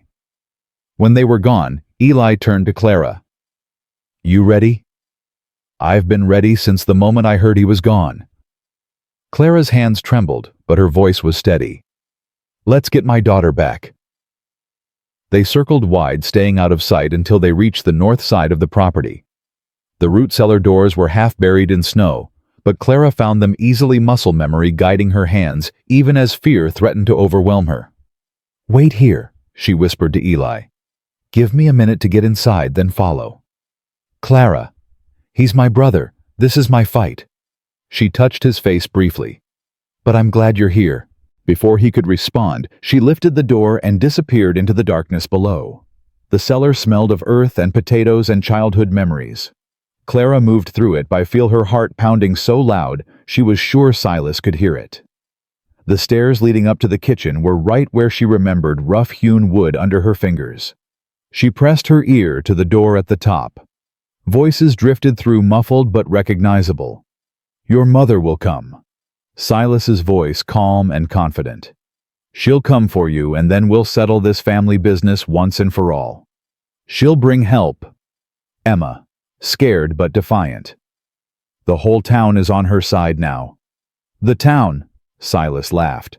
"The town is a collection of shopkeepers and farmers who'll forget about this by spring. None of them have the stomach for a real fight. Mr. Eli does." Silence. Then Silas spoke again, his voice lower, harder. "Eli Holloway, a drifter who wandered in at the wrong moment. He'll be dealt with just like anyone else who interferes with family matters. He's not afraid of you." The sound of a slap made Clara's blood boil. Emma cried out, and Clara had to grip the stair railing to keep from bursting through the door. "Not yet. Wait for the distraction." "You'll learn respect," Silas was saying. "Just like your mother should have learned it years ago." William made her soft, made her think she was equal to a man. But she's not. None of you are. Papa was twice the man you'll ever be. Another slap. Clara bit her lip until she tasted blood. Then from outside came the sound of gunshots. Clara didn't hesitate. She threw open the door and launched herself into the kitchen, catching Silas off guard. He stood with his back to her, his hand raised to strike Emma again. The girl was tied to a chair, her cheek red and swollen, but her eyes blazed with fury. "Get away from my daughter!" Silas spun, his expression shifting from surprise to something darker. "Clara, I knew you'd come." "Let her go. This is between us." "It was always between us." Silas moved away from Emma, his hand drifting toward the pistol at his hip. "You and your stubborn pride. You and your refusal to accept your place. William filled your head with nonsense about equality, partnership, respect. But he's dead now, and it's time you understood reality." Clara stood her ground. "My reality is that I'd rather die than let you control me or my children." "That can be arranged." He drew his pistol, but Clara was faster than he expected. She grabbed a heavy iron skillet from the counter and swung it at his arm, knocking the gun aside. It discharged into the floor, the sound deafening in the enclosed space. Silas roared with pain and rage, lunging at her. They grappled, crashing into furniture, years of resentment and hatred fueling their struggle. Clara was smaller, weaker, but she fought with the ferocity of a mother protecting her child. "Mama!" Emma screamed, struggling against her bonds. Clara's fingers found Silas's face, clawing at his eyes. He howled and threw her back, sending her crashing into the table. Stars exploded in her vision. Silas retrieved his pistol, aiming it at Clara with a shaking hand. "You should have submitted," he snarled. "You should have been grateful for what I offered. Instead, you chose this." Clara looked up at her brother, this stranger wearing a familiar face, and felt something shift inside her. Not fear, not anymore. "I chose freedom," she said quietly. I chose my children. I chose myself. Then you chose death. His finger tightened on the trigger. The back door exploded inward, and Eli came through like an avenging angel. His first shot took Silas in the shoulder, spinning him around. The second knocked the pistol from his hand. Silas collapsed against the wall, clutching his wounds, his face contorted with pain and disbelief. "It's over," Eli said, his voice cold as the winter outside. "Don't make me fire again." Clara scrambled to Emma, her trembling fingers working at the ropes. "Baby, are you hurt? Did he—" "I'm okay, Mama." Emma's voice broke as the ropes fell away. "I'm okay." They clung to each other, mother and daughter, as the violence drained from the room and left only the aftermath. Eli kept his rifle trained on Silas, while footsteps thundered on the porch. James Tanner appeared in the doorway, followed by Doc Morrison. "Virgil and Colt are secured. Sheriff's on his way." He took in the scene with grim satisfaction. "Looks like you didn't need much help after all." "I had help." Clara looked at Eli, her eyes shining with tears and something deeper. "I had exactly the help I needed." Silas groaned from his position on the floor. "This isn't justice. I'm her brother. I was trying to help her." "Help?" Clara stood, her daughter still pressed against her side. "You tried to sell me like cattle. You threatened to send my children to a workhouse. You kidnapped my daughter and struck her." She looked down at him with something that wasn't quite hatred, but was close. "You're not my brother anymore. You're just a man who's going to answer for his crimes." Sheriff Hayes arrived as the last light faded from the sky. Silas was taken into custody, along with Virgil and Colt, who had surrendered without much fight once they realized they were outnumbered. The charges were numerous: kidnapping, assault, conspiracy, attempted forced marriage. "He'll go to prison," Hayes told Clara as his deputies loaded the prisoners onto horses. "For a long time." "Good." Clara watched her brother being led away. There was no satisfaction in his defeat, only exhaustion and a hollow ache where family loyalty used to live. "What about Briggs?" "That's being handled by the authorities in his county. With Silas's testimony and the questions about his wives, I doubt Cornelius Briggs will be troubling anyone for a long while." After Hayes left, Clara stood on the porch of her home, the home she'd been driven from just days ago. Emma was inside with James and Doc Morrison being fussed over and fed. Eli stood beside Clara, his shoulder touching hers. "How are you?" he asked quietly. "I don't know." She stared out at the land she and William had worked together, the land she'd almost lost. "I feel like I should feel something more, relief or triumph or closure.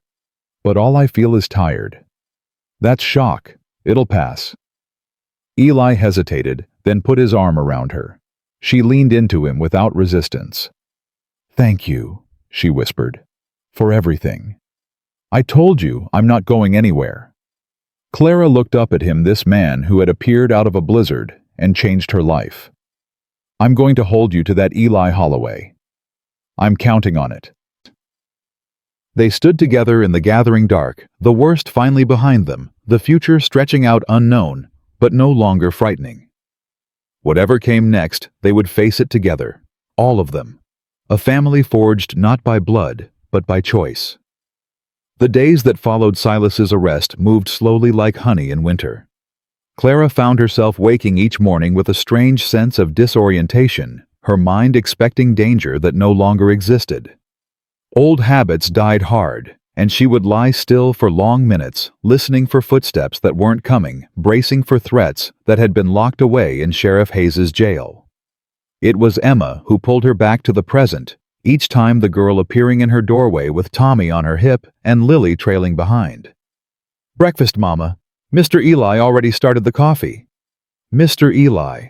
The children had taken to calling him that, a title of respect that sat somewhere between stranger and family. Clara wasn't sure when he had become a permanent fixture in their household, only that it felt right, felt natural, felt like something that had been missing was finally falling into place. She found him in the kitchen that morning, his sleeves rolled up as he flipped pancakes with surprising skill. Tommy was perched on a stool beside him, watching with the rapt attention only a 5-year-old could muster.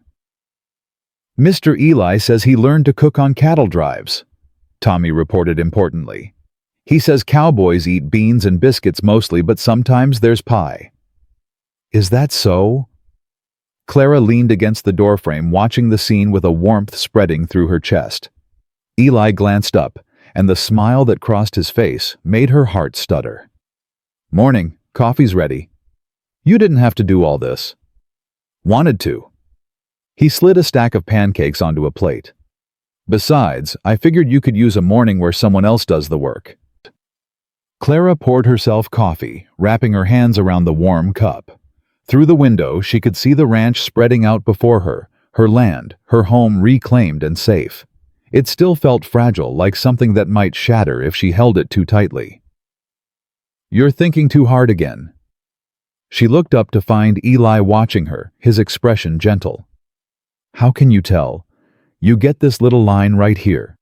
He touched his own forehead. "Like you're carrying something heavy." "I am carrying something heavy."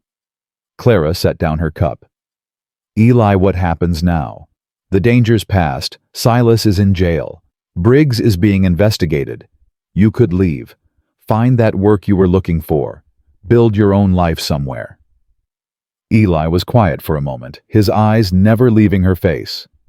Then he crossed the kitchen and took her hands in his. "Clara, when I rode into that blizzard, I was a man with nothing to live for, just drifting day to day, waiting for something to give my life meaning again." His thumb traced circles on her palm. "Then I found you. Found those children. Found something worth staying for. You barely know us." "I know enough." He lifted her hand to his lips, pressing a gentle kiss to her knuckles. "I know you're the strongest woman I've ever met. I know your children have more courage than most grown men. I know that when I think about leaving, it feels like cutting off my own arm." He met her eyes. "I'm not going anywhere, Clara. Not unless you send me away." Her vision blurred with tears she refused to shed. "I don't want you to go." "Then I won't." "But what does that mean? For us, for the children?" "It means whatever we decide it means." Eli released her hands and stepped back, giving her space. "I'm not asking for anything you're not ready to give. I'll sleep in the barn if that's what's proper. I'll work your ranch as hired help if that's what you need. But I'm staying, Clara. One way or another, I'm staying." Before she could respond, Lily appeared in the doorway, her blonde curls wild from sleep. "Mama, is Mr. Eli making pancakes? I want the ones shaped like stars." The moment broke, but something had shifted between them. A door had opened, and neither of them was going to close it. The weeks that followed established new rhythms for the Whitmore household. Eli threw himself into the work of the ranch with the dedication of a man who had finally found his purpose.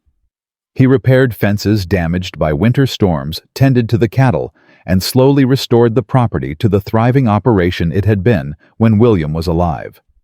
The children blossomed under his attention. Tommy followed him everywhere, peppering him with questions about horses and cattle and what it was like to be a real cowboy. Lily's nightmares, which had plagued her since the night they fled into the blizzard, gradually faded as Eli established a bedtime routine of stories and gentle reassurance. But it was Emma who surprised Clara most. Her eldest daughter, who had been so protective, so suspicious of anyone who might threaten their family, had slowly warmed to Eli in a way that went beyond mere tolerance. Clara found them one afternoon in the barn, Emma perched on a hay bale, while Eli taught her to oil a saddle. "You have to work it in slow," Eli was explaining. "Let the leather absorb it. Rush it, and you'll just make a mess." "Like Mama with her bread dough," Emma observed. "She says patience makes the difference between good bread and great bread." "Your Mama's a wise woman." Emma was quiet for a moment, her hand still working the leather. "Mr. Eli, can I ask you something?" "Anything." "Are you going to marry Mama?" Clara, who had been approaching the barn, stopped short at the question. She pressed herself against the wall, heart pounding, unable to move. Eli's response came slowly, carefully. That's something your mama and I would have to decide together, Emma. It's not just about what I want. But do you want to? Another pause. Then so quietly Clara barely heard it. Yes, I do. Good. Emma's voice held a note of approval that made Clara's eyes sting. Papa would have liked you. He always said a real man protects his family, but he also respects them. You do both. That means a lot, Emma. More than you know. Just don't hurt Mama. She's been hurt enough. I won't. I swear to you I won't. Clara slipped away before they could discover her mind spinning with what she'd heard. Emma's approval mattered more than she'd realized. Her daughter had been the hardest to win over the most skeptical, the most protective. If Emma could accept Eli, maybe Clara could finally allow herself to do the same. That evening, after the children were in bed, Clara found Eli on the porch, watching the stars emerge in the darkening sky. She settled into the chair beside him close enough that their shoulders almost touched. Emma told me what you said in the barn today. Eli went still. She did. She's protective of me. Wanted to make sure I knew you'd passed her test. And what test was that? Clara smiled. The Emma Whitmore test of character. She's been running it since the day you arrived. Watching how you treat Tommy, how you talk to Lily, how you look at me when you think no one's watching. Eli had the grace to look embarrassed. Was I that obvious? Only to someone who was looking. They sat in comfortable silence for a moment, the night sounds of the ranch settling around them. I meant what I said. Eli finally spoke. About wanting to marry you. But I also meant what I said about not rushing you. You've been through too much to be pushed into anything. Clara reached over and took his hand. What if I'm tired of waiting? He turned to look at her, hope and caution warring in his eyes. Clara, William's been gone 2 years. I've spent those years surviving, barely keeping my head above water. I forgot what it felt like to want something for myself. She squeezed his hand. You reminded me. You and your stubborn refusal to leave your patience with my children, your willingness to fight for people you barely knew. I knew enough. So do I. Clara took a breath, gathering her courage. Eli Holloway, I'm not a young woman with romantic notions. I'm a widow with 3 children, a struggling ranch, and more baggage than a stagecoach. I can't promise it'll be easy. I don't want easy. I want you. The words hung in the air between them, simple and profound.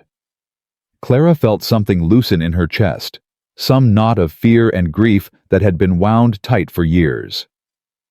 Then stay, she whispered. Not as hired help, not as a guest. Stay as my partner, my husband, if you'll have me.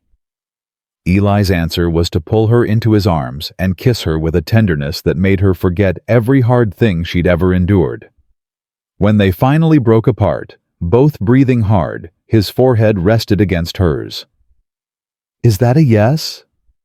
Clara asked, a hint of teasing in her voice. That's a yes, a definitely, and an absolutely.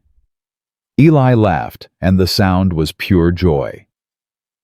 Clara Whitmore, you just made me the happiest man in Wyoming territory. News of their engagement spread through Pine Ridge like wildfire. Clara had expected judgment whispers about the impropriety of a widow remarrying so quickly, or to a drifter no one knew. Instead, she found herself embraced by the community that had rallied to her defense. Agnes Mercer was the first to appear at the ranch, a bolt of white fabric tucked under her arm. For your dress, she announced, setting it on the kitchen table. Every bride deserves a proper wedding gown. Agnes, I can't accept this. It's too much. Nonsense. After what you've been through, you deserve something beautiful. Agnes fixed her with a stern look that softened into something like affection. Besides, I've been waiting years for someone to use this fabric. It's been sitting in my shop since before my husband passed. He bought it meaning to have me make myself something pretty." She touched the fabric gently. "I think he'd be happy knowing it's going to a woman who fought for her freedom." Ruth Tanner came next with a jar of preserves and a firm hug. "James and I want to host the wedding dinner," she said. "Our place is bigger than yours, and I've been looking for an excuse to cook for a crowd." "You've already done so much for us." "And we'll do more. That's what neighbors are for." Ruth's eyes sparkled. "Besides, I haven't seen a proper wedding in Pine Ridge in 3 years. We could all use something to celebrate." Even Reverend Crane stopped by, his manner warm as he discussed the ceremony. "I'll admit, when I first heard the rumors about you, I was inclined to believe them," he confessed. "Silas was convincing, and you'd been so absent from town events. But seeing how you handled yourself, how you fought for your children, how this community has rallied around you, it's been humbling." He smiled. "It will be my honor to officiate your wedding, Mrs. Whitmore. I can't think of a union more deserving of God's blessing." The children threw themselves into wedding preparations with enthusiasm. Emma appointed herself chief organizer, creating lists of tasks that would have impressed a military commander. Lily made paper flowers to decorate the church, and Tommy declared that he would be the one to give Mama away, a role he practiced by marching solemnly around the house with his wooden horse tucked under his arm. One evening, as Clara watched them planning and laughing, Eli came to stand beside her. "Penny, for your thoughts. I'm thinking about how different this is from my first wedding." Clara leaned against him, drawing comfort from his solid presence. "William and I got married in my parents' parlor. Small, quiet, just family. I thought that was how it would always be, just the two of us against the world." "Do you regret that it's different now?" "No." Clara turned to face him. "I loved William. I'll always love him. But he's gone, and clinging to the past won't bring him back. What I have now, what we're building together, it's not a replacement for what I lost. It's something new, something precious in its own right." Eli cupped her face in his hands. "I'll never try to replace him, Clara. Not to you, not to the children." "I know. That's one of the reasons I love you." It was the first time either of them had said the words. Eli's eyes widened, and then a smile spread across his face. "Say that again." "I love you, Eli Holloway." "I love you too, Clara Whitmore." He kissed her softly. "Soon to be Clara Holloway, if you don't mind." "I don't mind at all." The wedding was set for Christmas Eve, a date chosen for its symbolism of hope and new beginnings. As the day approached, Pine Ridge transformed. Despite the hard winter, people found ways to contribute, decorating the little church with evergreen boughs and candles, preparing dishes for the celebration that would follow. The morning of the wedding dawned cold and clear, the sky a brilliant blue that seemed to promise blessings. Clara woke early, her nerves jangling despite her certainty about the decision she was making. Agnes arrived at dawn to help her dress along with Ruth and Doc Morrison's wife. They fussed over her hair, adjusted the gown they'd spent weeks creating, and offered the kind of support only women who had weathered their own storms could provide. "You look beautiful," Agnes declared when they were finished. "William would be proud." Clara studied her reflection in the mirror. The woman looking back at her seemed different from the frightened widow who had fled into a blizzard just weeks ago. There was strength in her eyes now, and hope, and the beginnings of a joy she'd thought she'd never feel again. "I think he would be," Clara agreed softly. Emma appeared in the doorway, dressed in her best dress, her hair carefully braided. "Mama, it's time." At the church, Eli waited at the altar with Reverend Crane, looking more nervous than Clara had ever seen him. His suit was borrowed from James Tanner, and it fit him well enough, but it was his expression that made Clara's heart swell. He looked at her as though she were the answer to every prayer he'd ever whispered. Tommy walked her down the aisle, his small hand clutching hers with fierce determination. Lily and Emma followed as attendants, their faces solemn with the importance of the occasion. The ceremony was simple but meaningful. Reverend Crane spoke of love found in unexpected places, of courage tested and proven, of families forged not just by blood, but by choice. Clara barely heard the words, her attention fixed on Eli's face, on the promise in his eyes. When it came time for their vows, Eli spoke first. "Clara, when I found you in that blizzard, I was a man who'd given up on living. I was just waiting to die one day at a time. You changed that. You and your children gave me a reason to stay, to fight, to believe that there was still good in the world." His voice roughened with emotion. "I promise to protect you, to support you, to stand beside you through whatever storms may come. I promise to love your children as my own. And I promise that as long as I draw breath, you will never face anything alone again." Clara's eyes were streaming as she spoke her own vows. "Eli, I spent 2 years believing that love was something I'd lost forever. That the best parts of my life were behind me, and all that was left was survival. You showed me I was wrong." She gripped his hands tightly. "You rode into the worst night of my life and offered me hope. You stayed when you had every reason to leave. You fought for me and my children when you had nothing to gain." She smiled through her tears. "I promise to be your partner in all things. To stand with you in good times and hard times. To build a life with you that honors both our pasts and embraces our future. I love you, Eli Holloway, today and always." Reverend Crane pronounced them husband and wife, and when Eli kissed her, the congregation burst into applause. Clara could hear Tommy cheering, and Lily's delighted squeal, and Emma's softer, satisfied sigh. The celebration at the Tanner Ranch lasted well into the evening. There was food and music and dancing, the whole community coming together to celebrate not just a wedding, but a victory.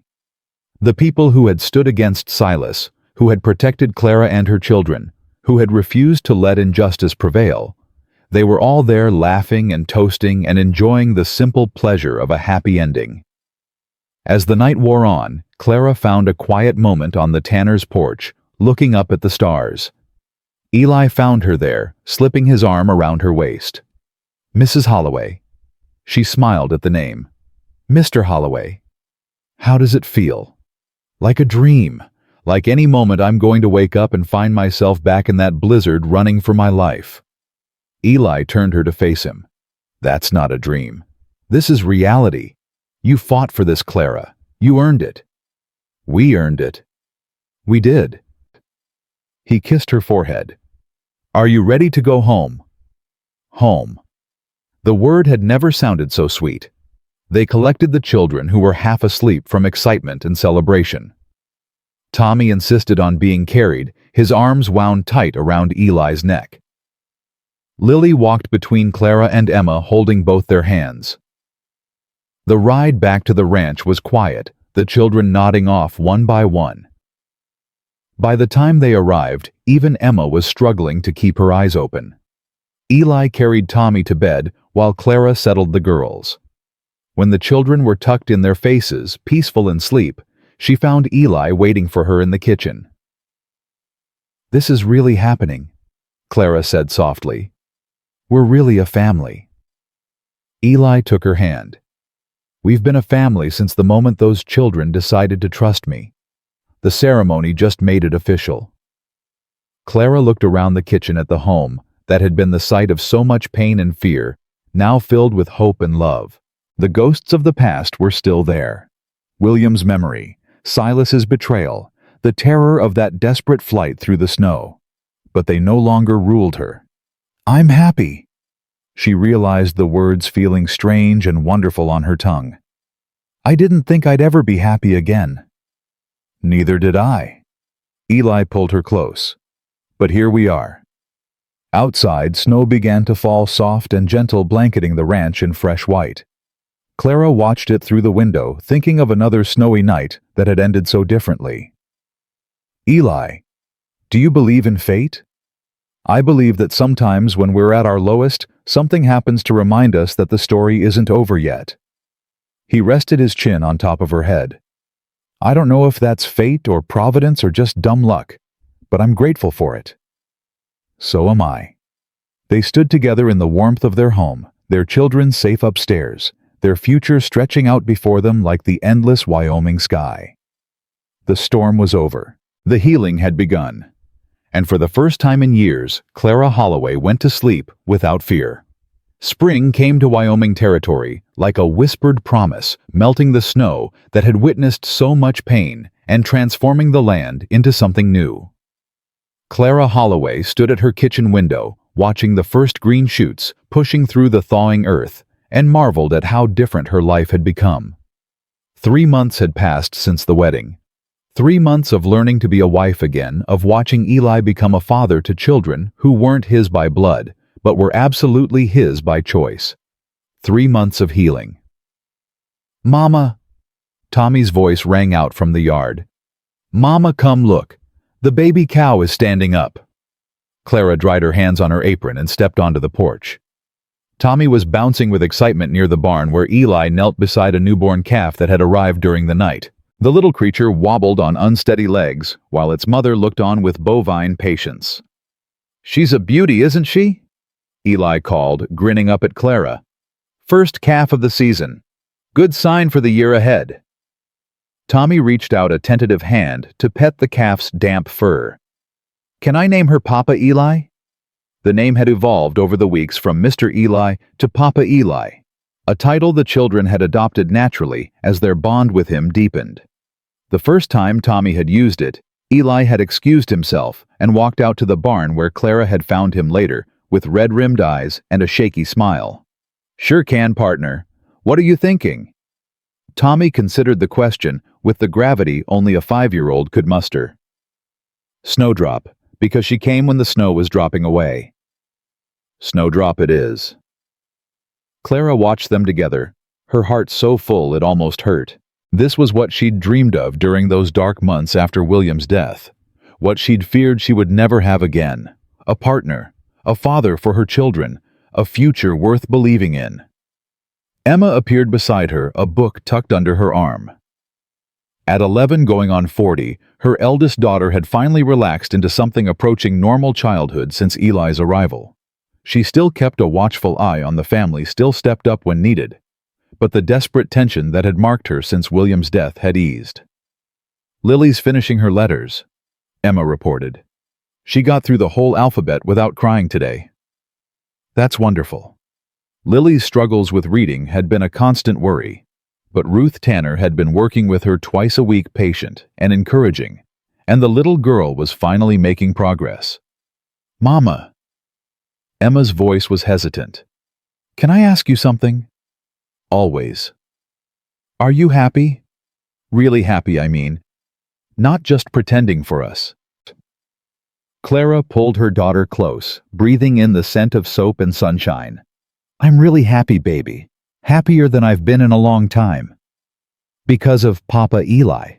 "Because of a lot of things. Papa Eli, yes, but also you and your brother and sister. This ranch. The people who helped us when we needed it most." Clara kissed the top of Emma's head. "Happiness isn't just one thing, Emma. It's made up of lots of little pieces that fit together." Emma nodded slowly, processing this. "I think I'm happy too. I wasn't sure for a while, but now I think I am." "I'm glad, sweetheart. You deserve to be happy." They stood together, watching Eli and Tommy with the calf, until Lily came bursting out the door, waving a piece of paper. "I did it. I wrote my whole name without any help. Look, Mama, look." The paper was clutched in small fingers, the letters wobbly but legible. "Lily Whitmore," it read with a little flower drawn beside it. "That's beautiful, baby." Clara knelt to examine the achievement properly. "I'm so proud of you." "Can I show Papa Eli?" "Go ahead." Lily raced across the yard, her blonde curls bouncing, and Clara watched Eli scoop her up, examining her paper with the same seriousness he'd give to a legal document. His praise made Lily beam, and when he suggested they hang it on the kitchen wall, the little girl practically glowed. This, Clara thought. This is what I fought for. This is what almost got taken away. The memory of Silas still lurked in the corners of her mind, a shadow that would probably never fully disappear. He was in prison now, awaiting trial on multiple charges. Sheriff Hayes had informed them that Cornelius Briggs had also been arrested in connection with his wives' deaths. Justice, slow but certain, was grinding forward. But Silas himself had sent a letter. It had arrived 2 weeks ago, addressed to Clara in handwriting she would recognize anywhere. She hadn't read it at first, had considered burning it unopened. But something made her keep it, and eventually, with Eli beside her, she had broken the seal. The letter was rambling in places, defensive in others, but threaded through. It was something that might have been genuine remorse. Silas wrote of their childhood, of the parents they had lost, of how fear and greed had twisted him into someone he didn't recognize. He didn't ask for forgiveness. He didn't try to justify what he'd done. He simply said he was sorry, and that he hoped one day Clara might find peace, even if he never did. She hadn't written back. Maybe she never would. But the letter sat in a drawer in her bedroom, a reminder that even the people who hurt us most are still human, still capable of regret, still carrying their own wounds. Eli had asked her once if she thought she could ever forgive Silas. "I don't know," she'd answered honestly. "But I'm trying to let go of the hate. It's heavy carrying that much anger, and I've got better things to hold on to now." The days lengthened as spring progressed, bringing with them the endless work of a ranch coming back to life. Eli threw himself into the labor with an energy that amazed Clara, repairing winter damage, expanding the garden, helping their few ranch hands with the cattle. He worked from dawn to dusk most days, but he always made time for the children. Every evening without fail, he read to them before bed. Stories of adventure and courage, of heroes who protected the weak and villains who got their just desserts. Tommy hung on every word. Lily snuggled against him, her old fears gradually fading. And Emma, who had declared herself too old for bedtime stories, somehow always found a reason to be in the room listening from her chair in the corner. One evening, Clara paused in the doorway to listen. Eli was telling them about a Texas Ranger who had saved a family from outlaws, a story she suspected was at least partly autobiographical. "And then what happened?" Tommy demanded. "Well, the Ranger rode off into the sunset figuring his job was done, but the little boy from the family ran after him shouting for him to stop. Why? Because the boy had something important to tell him. He said, 'Mister, you saved us, but now you're leaving. Don't you know that makes you family now?'" "What did the Ranger do?" Eli's voice softened. He thought about it for a long time. He'd been alone for years, didn't know how to be part of a family anymore. But that little boy was looking up at him with such hope, and the Ranger realized something. "What?" "That being part of a family isn't something you know how to do. It's something you learn, day by day together." Eli glanced up and caught Clara watching. A smile crossed his face. So the Ranger turned his horse around, went back to that family, and never left again. "That's a good ending," Lily said sleepily. "I think so too, sweetheart. I think so too." Later, after the children were asleep, Clara found Eli on the porch, a habit they'd developed over the months. The night air was warmer now, carrying the promise of summer. "That story," she said, settling beside him, "about the Ranger." "What about it? Was it about you?" Eli was quiet for a moment. "Parts of it. Changed some details, left out others. But the ending..." He looked at her. "The ending is definitely true." Clara reached for his hand. "I'm glad you turned your horse around." "So am I."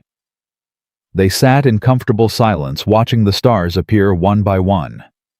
In the distance, a coyote howled, and somewhere in the barn, Whiskey snorted in response. "Clara, there's something I need to tell you." She turned to look at him, caught by the serious note in his voice. "What is it?" "I got the letter today. From an old friend in Texas, a man I rode with during my Ranger days." Eli shifted, and she could feel the tension in his body.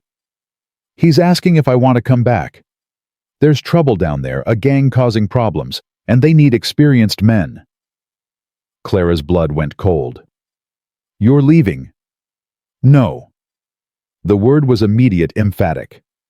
That's what I'm trying to tell you. A year ago, 6 months ago, even I would have gone. That kind of trouble, that kind of fight, it's what I knew. It's what I was good at. He turned to face her fully. But I'm not that man anymore. I read that letter, and all I could think about was you and the children, about what I'd be leaving behind, about what I'd be risking. Eli. I wrote him back tonight. Told him I couldn't come. Told him I'd found something worth more than any fight. He cupped her face in his hands. I'm not going anywhere, Clara. Not now.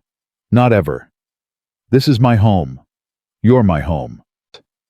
The relief that washed through her was so intense it left her shaky. She hadn't realized how much she'd been waiting for the other shoe to drop, for something to take this happiness away like everything else had been taken.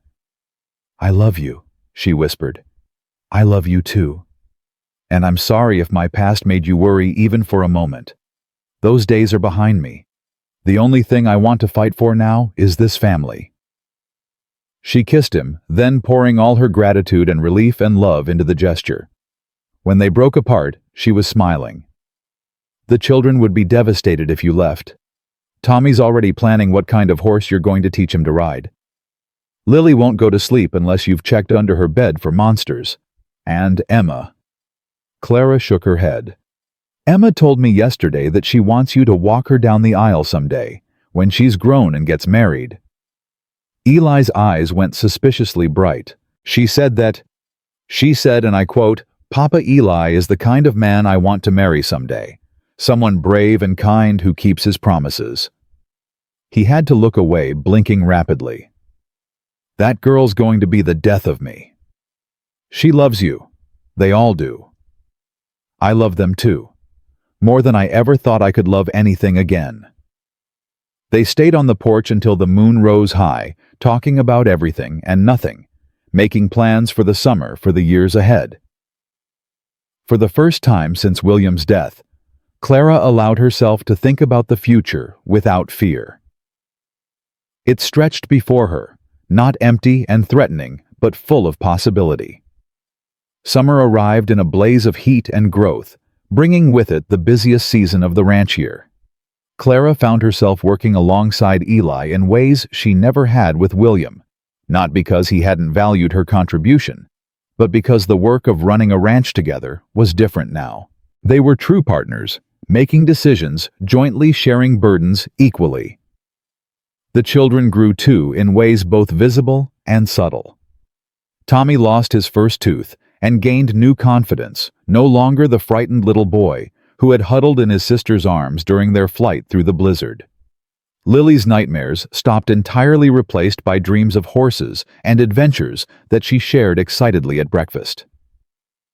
Emma began talking about the future, about maybe becoming a teacher, like the one who was helping Lily, about traveling to see the ocean someday. And Clara herself was changing. She felt it in the way she moved through the world, no longer braced for disaster, no longer waiting for the next blow to fall. She laughed more easily now. She slept deeply and peacefully with Eli's arm around her. She looked in the mirror and recognized the woman looking back. One evening in late August, a visitor arrived at the ranch. Clara was in the garden when she heard the hoofbeats, and her old instincts had her reaching for the rifle before she saw who it was. Daniel Whitmore, her younger cousin, Silas's son, barely 20 years old, and looking more nervous than she'd ever seen him. Mrs. Holloway. He dismounted slowly, hat in hand. I hope I'm not intruding. Clara lowered the rifle, but didn't set it aside. Daniel. This is unexpected. I know. I should have written first, but He swallowed hard. I needed to come in person. There are things I need to say. Eli appeared from the barn, having heard the arrival. He moved to stand beside Clara, his presence a silent support. This is my husband, Eli Holloway, Clara said. Eli, this is Daniel Whitmore, Silas's boy. The two men regarded each other warily. Daniel looked like he wanted to sink into the ground. I came to apologize. He said, the words tumbling out. I knew what my father was planning, not all of it, but enough. I should have warned you, should have done something, but I was scared, and I told myself it wasn't my place. His voice cracked. I watched him destroy your life. Aunt Clara and I didn't lift a finger to stop it. Clara's grip on the rifle tightened, then relaxed. She handed it to Eli and stepped toward her cousin. You were a boy, Daniel. Your father was a hard man to defy. I'm not a boy anymore. And I'm not him. Daniel met her eyes, desperation in his gaze. I don't expect you to forgive me. I don't even expect you to let me stay. But I needed you to know that I'm sorry. That I wish I'd been braver. That I think about what happened every single day. Clara studied him, this young man who looked so much like Silas, but who had clearly been wrestling with his own demons. She remembered him as a child, quiet and gentle, always more interested in books than in the rough games his father preferred. Whatever darkness lived in Silas had not taken root in his son. Come inside, she said finally. I think we have a lot to talk about. The conversation lasted hours, stretching through dinner and into the evening. Daniel told them everything he knew about Silas's schemes, about how long the plan had been in development, about the debts and desperation that had driven his father to such extremes. He spoke of his mother, who had died when he was young, and how Silas had never been the same after. It doesn't excuse anything, Daniel said. I know that. But I needed you to understand that he wasn't always a monster. Something broke inside him, and he never figured out how to fix it. Grief can do that to a person, Eli said quietly. Twist them into something they don't recognize. You sound like you know. I do. I came close to losing myself after someone I loved died. If I hadn't heard your aunt scream that night, found her and the children. Eli shook his head. I might have kept drifting until there was nothing left of me. Clara reached for his hand. But you didn't. No, because someone needed me, and that gave me a reason to fight my way back. Daniel looked between them, understanding dawning in his eyes. You saved each other. We did, Clara agreed. And if there's anything Silas's mistakes have taught me, it's that we can't change the past, but we can choose what we do with the future. She faced her cousin directly.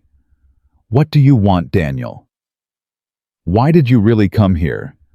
I want to make amends, in whatever way I can. He straightened in his chair. My father left me some money, a small inheritance from my grandmother. I want you to have it. Not as payment for what happened, nothing could ever pay for that. But as a start, a way to help rebuild what he tried to destroy. I don't need your money, Daniel. I know, but I need to give it. His voice shook with emotion. Please, Aunt Clara, let me do this one thing. Let me prove that not all Whitmores are like my father. Clara was quiet for a long moment. Then she nodded slowly. I won't take your inheritance.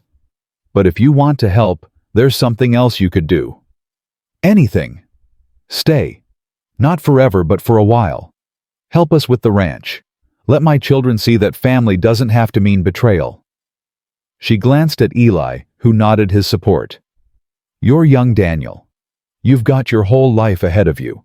Don't let it be defined by your father's sins. Daniel's eyes filled with tears. You'd really let me stay after everything. Everyone deserves a chance to prove who they really are. That's what I learned this year. Clara smiled, and for the first time there was no bitterness in it when she thought of Silas. That's what Eli taught me. Daniel stayed. At first the children were wary, especially Emma, who remembered him from before, and associated him with her uncle's cruelty. But Daniel was patient, working alongside Eli without complaint, keeping his distance until trust was earned. It was Tommy who broke through first, as Tommy usually did.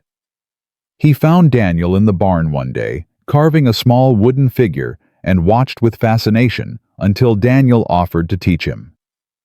You're pretty good, Tommy declared after his own clumsy attempt.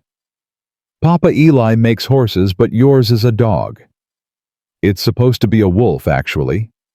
Wolves are scary, but you made it look nice. Daniel smiled his first genuine smile since arriving. "Thanks, partner."